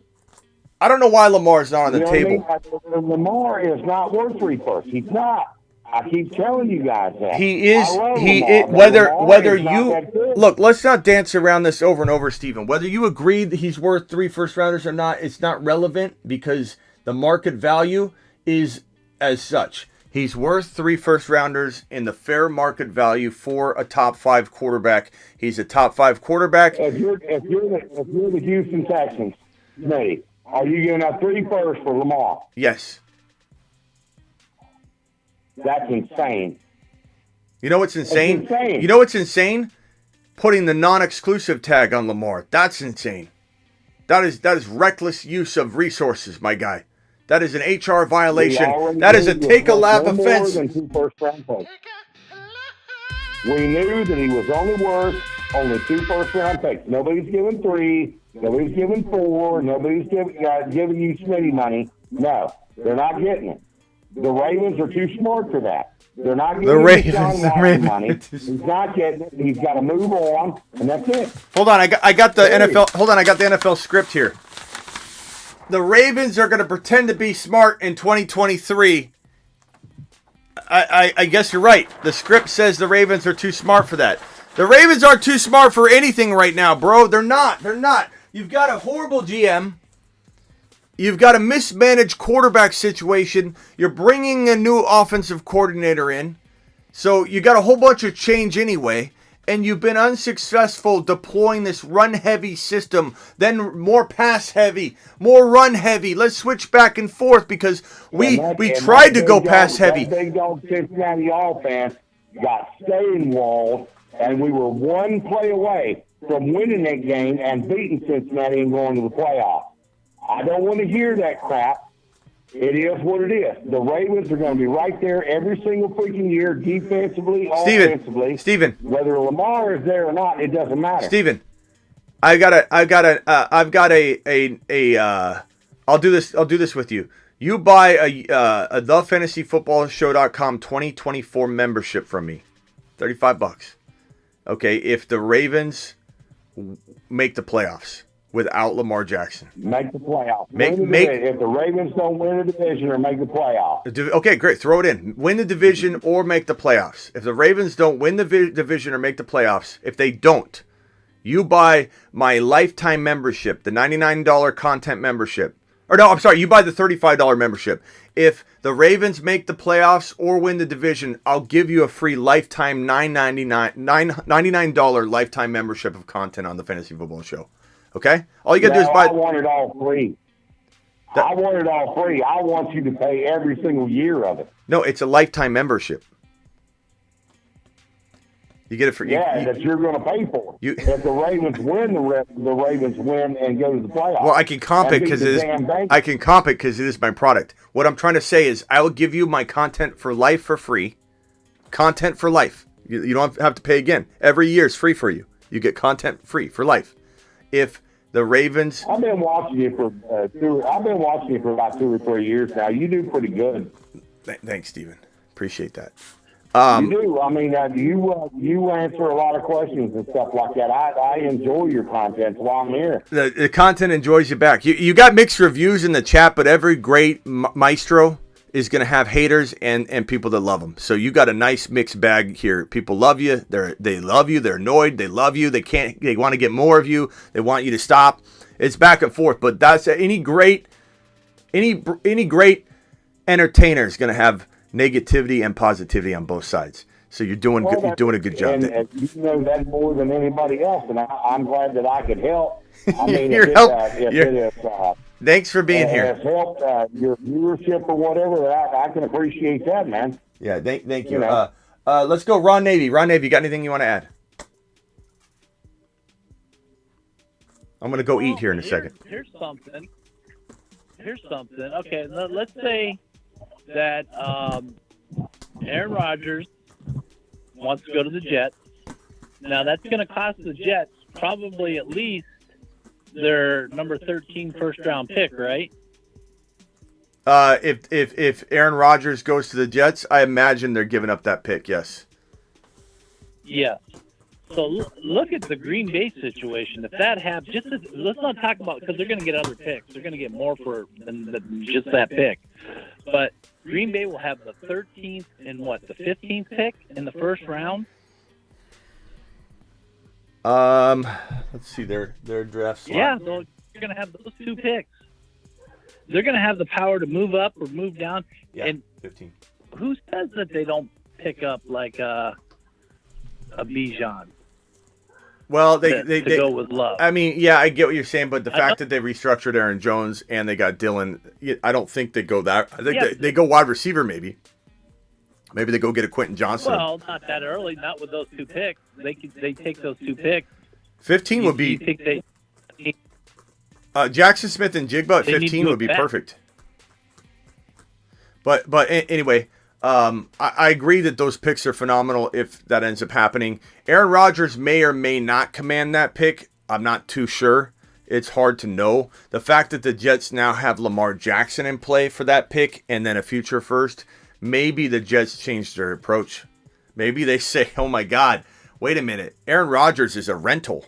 We're gonna give up this high draft pick in the top 10 for a rental when we can go give up one more future first, which is going to be late as can be. This first rounder in 2024 for the New York Jets is going to be at bottom of the barrel. This is going to be number 30 or number 27 or number 28. Maybe it's not 32, but this is going to be a low draft pick that they're giving up in 2024. And they're probably saying to themselves right now, if we're giving up a top 10 pick, let's go get a guy that's going to be here for years and years and years. And we already know that the Jets are willing to overpay to get that veteran. So I'm not saying it's not going to be Aaron Rodgers, but Aaron Rodgers already feels like he's 50-50, right? I think they've got people they're sending a jet over to Lamar right now. They've got their 2 best guys in New York. They might not show up at the table, and a random guy named Bob's going to show up, and Aaron Rodgers is going to say, "Who are you?" "Oh, the other 2 guys had to go do something real quick.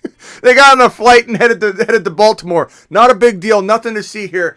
But we're just kind of, dotting all of our I's and crossing all of our T's. We'll see what happens. But now the Jets have decisions to make.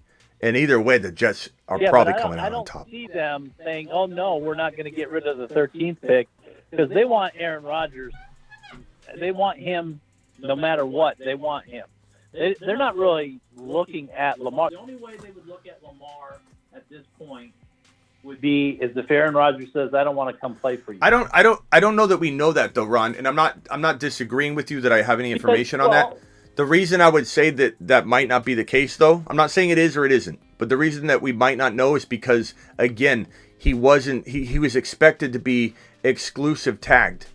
And on top of that, when you look at the fact that, like I said, in an auction draft, Jerry, calling again, I missed your call.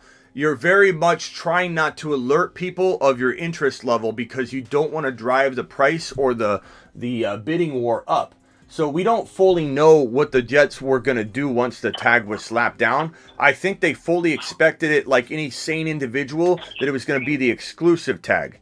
And so I firmly believe that now that it's the non-exclusive tag, things have changed a little bit for the Jets because, like I said earlier, was Lamar, because I know Steven doesn't believe it, but you were surrendering 3 first-rounders. So was 3 first-rounders and a $220 million guaranteed deal worth it for the Jets over Aaron Rodgers?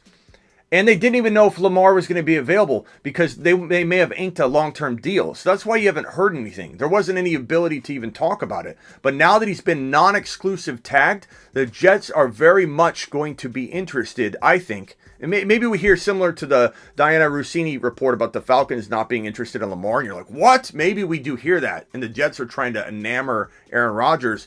But I think they'd be crazy not to re-enter this topic of discussion behind closed doors and say, hey, we don't even know if we're getting Lamar. He's an uncertainty right now. We can go slap an offer sheet at the doorstep of Lamar Jackson, and if he signs it, and we know Baltimore is not interested in paying $220 million guaranteed, let's make sure it's a high number. We've got Lamar Jackson, and he's our future, whereas Aaron Rodgers is a rental. And so, I get what you're saying, Ron, but we didn't have the same variables at play like we have right now in this equation. So I think the Jets are crazy not to be interested. Play too. If they were actually thinking like that, they could have got Derek Carr for just money and not even given up any draft picks whatsoever and kept their draft picks, not giving up any of them. Derek Carr is an absolute non-needle mover. He is not a good quarterback. He is old. He is done. Carr will not do anything in New Orleans. I'm telling you that right now. We've seen this. I think he's still got a little bit left, Steven. I They think had the greatest Steven, wide receiver that was there, and Josh Jacobs, which was the leading running back, and he couldn't get anything done. Steven, he had the worst defense in the entire National Football League for the entire reign in Oakland and in Las Vegas. Like, there's a lot of blame to be thrown on the Raiders, similar to throwing the Baltimore Ravens. To be honest with you, Steven, I don't mean to butt in here, but your team is no different than the Raiders at the end of the day. The way that things are run and the holes that you leave to not support the supporting cast that you have is very similar. In different ways, but very similar. The Raiders, the Ravens, very, very similar organizations, the way that they operate, and not fully enable what they have in front of them. You're a candor on the matter, Steve, but I just don't see it. I think the Ravens' defense is so much better than the Raiders. Well, of course, the Raiders have no defense. That's what I'm saying. It's a different balance of an adequate management of the team is what I'm trying to say, Steven. I'm not saying the Ravens don't have a better defense than the Raiders. I just told you the Raiders are one of the worst in the entire. We play defense. The Raiders are one of the worst defenses in the entire National Football League and have been for the entire reign that Derek Carr's been there. The Ravens defense is good. But guess what? You guys manage your situations very similar, and you don't enable the players that need to be enabled so that you can win playoff games. That's what I'm saying. I'm not saying that, of course, the defense is better. We have put a lot of emphasis on defense. We always have. Since 2020, Derek Carr. Since the end of the 2019 season, when Lamar got the MVP, it was like we were just freaking rolling. You know what I mean? And then we got beat, and I'm like, well, we can come back on this. We can get back there again. We haven't. But the thing of it is this, Nate, it's defense. We are always going to lean into defense, and whether it's the 49ers or whatever, you got to score. And we're going to try to keep you from fucking scoring. Pardon my French. Oh, Steven, you were doing so good, and now you got to get booted yet again. Steven, you can't do it. Steven, your Baltimore Ravens are not going to get past my Pittsburgh Steelers this year. Your Baltimore Ravens are going to finish behind my Pittsburgh Steelers. Your Baltimore Ravens won't even make the playoffs this year. Pickett, Pickens. I tried. You guys heard me try and extend the challenge to him. He didn't even agree or disagree. He started interrupting. I don't even know if he accepted it at this point. He's got to verbally accept the challenge. So I don't sit there and all year think I'm beating him on this challenge and goes, I didn't say I would do it. We'll have to find out. I got to go eat. We got an hour until I come back to do the 7 p.m. show, so I'm going to go eat. Ron, I appreciate you. Commish, you got 10 seconds. Any final words? Jerry, I'll give you 10 seconds. I think people are overlooking how this is going to affect the Ravens locker room in the next year. Even if they sign anything, they're still going to be fucked up. All right. Thank you. You dropped a swear word there, and that hurts the monetization value of the video, so I had to hang up on YouTube. Jerry, you got 20 seconds. Jerry, go. Hey, Smitty. I'm a Ravens fan, too. I'm sorry. I feel like crying right now, but I was just wondering, what do you think if we traded him and then drafted Anthony Richardson and then just start the whole thing over again? Well, you're not trading him. He's non-exclusive franchise tag, so you're releasing him. You're relinquishing your ability to retain him in exchange for 2 first-round picks. And like I said, I've said this the entire show, bro. We've been live for let's see here. We've been live for 2 hours and 37 minutes, and almost my entire theme of this, the entire theme, bro, has been exactly what you just said. If the Ravens don't somehow keep Lamar, because he doesn't sign an offer sheet, comes back, you work out a long-term deal after all this fiasco. If you don't retain Lamar, or you don't trade for the number 1 overall pick to get Stroud or Anthony Richardson, because the Texans aren't giving up the 2 picks, so it means you have to go after the 1. If you don't get the number 1 overall pick, or you don't get Lamar, you're going to have a cellar-dweller season, and your franchise is in total rebuild mode. I hate to break it to you. But I exactly what you just said. You go get Anthony Richardson or Stroud, you might have a chance of having a little bit of a hiccup, but a bounce back and resurgence in 1 to 2 years from now. That's your only shot. Otherwise, the Ravens are heading down the Titans' path. the Titans, the Ravens, the Cardinals even right now.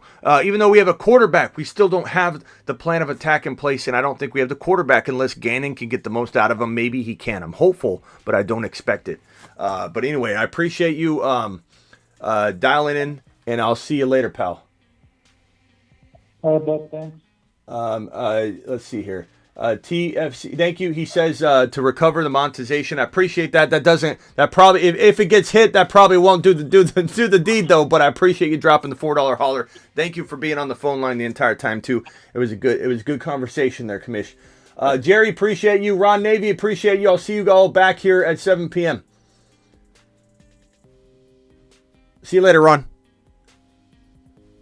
Later, Smitty. Yeah. All right, guys. I'll see you all at 7 p.m. Eastern. That's a little less than an hour. I'm going to go eat. I'm getting hangry. See you later. Congrats on whoever acquires Lamar for this absolute disaster of a non-franchise or a non-exclusive tag that the Ravens dropped on him.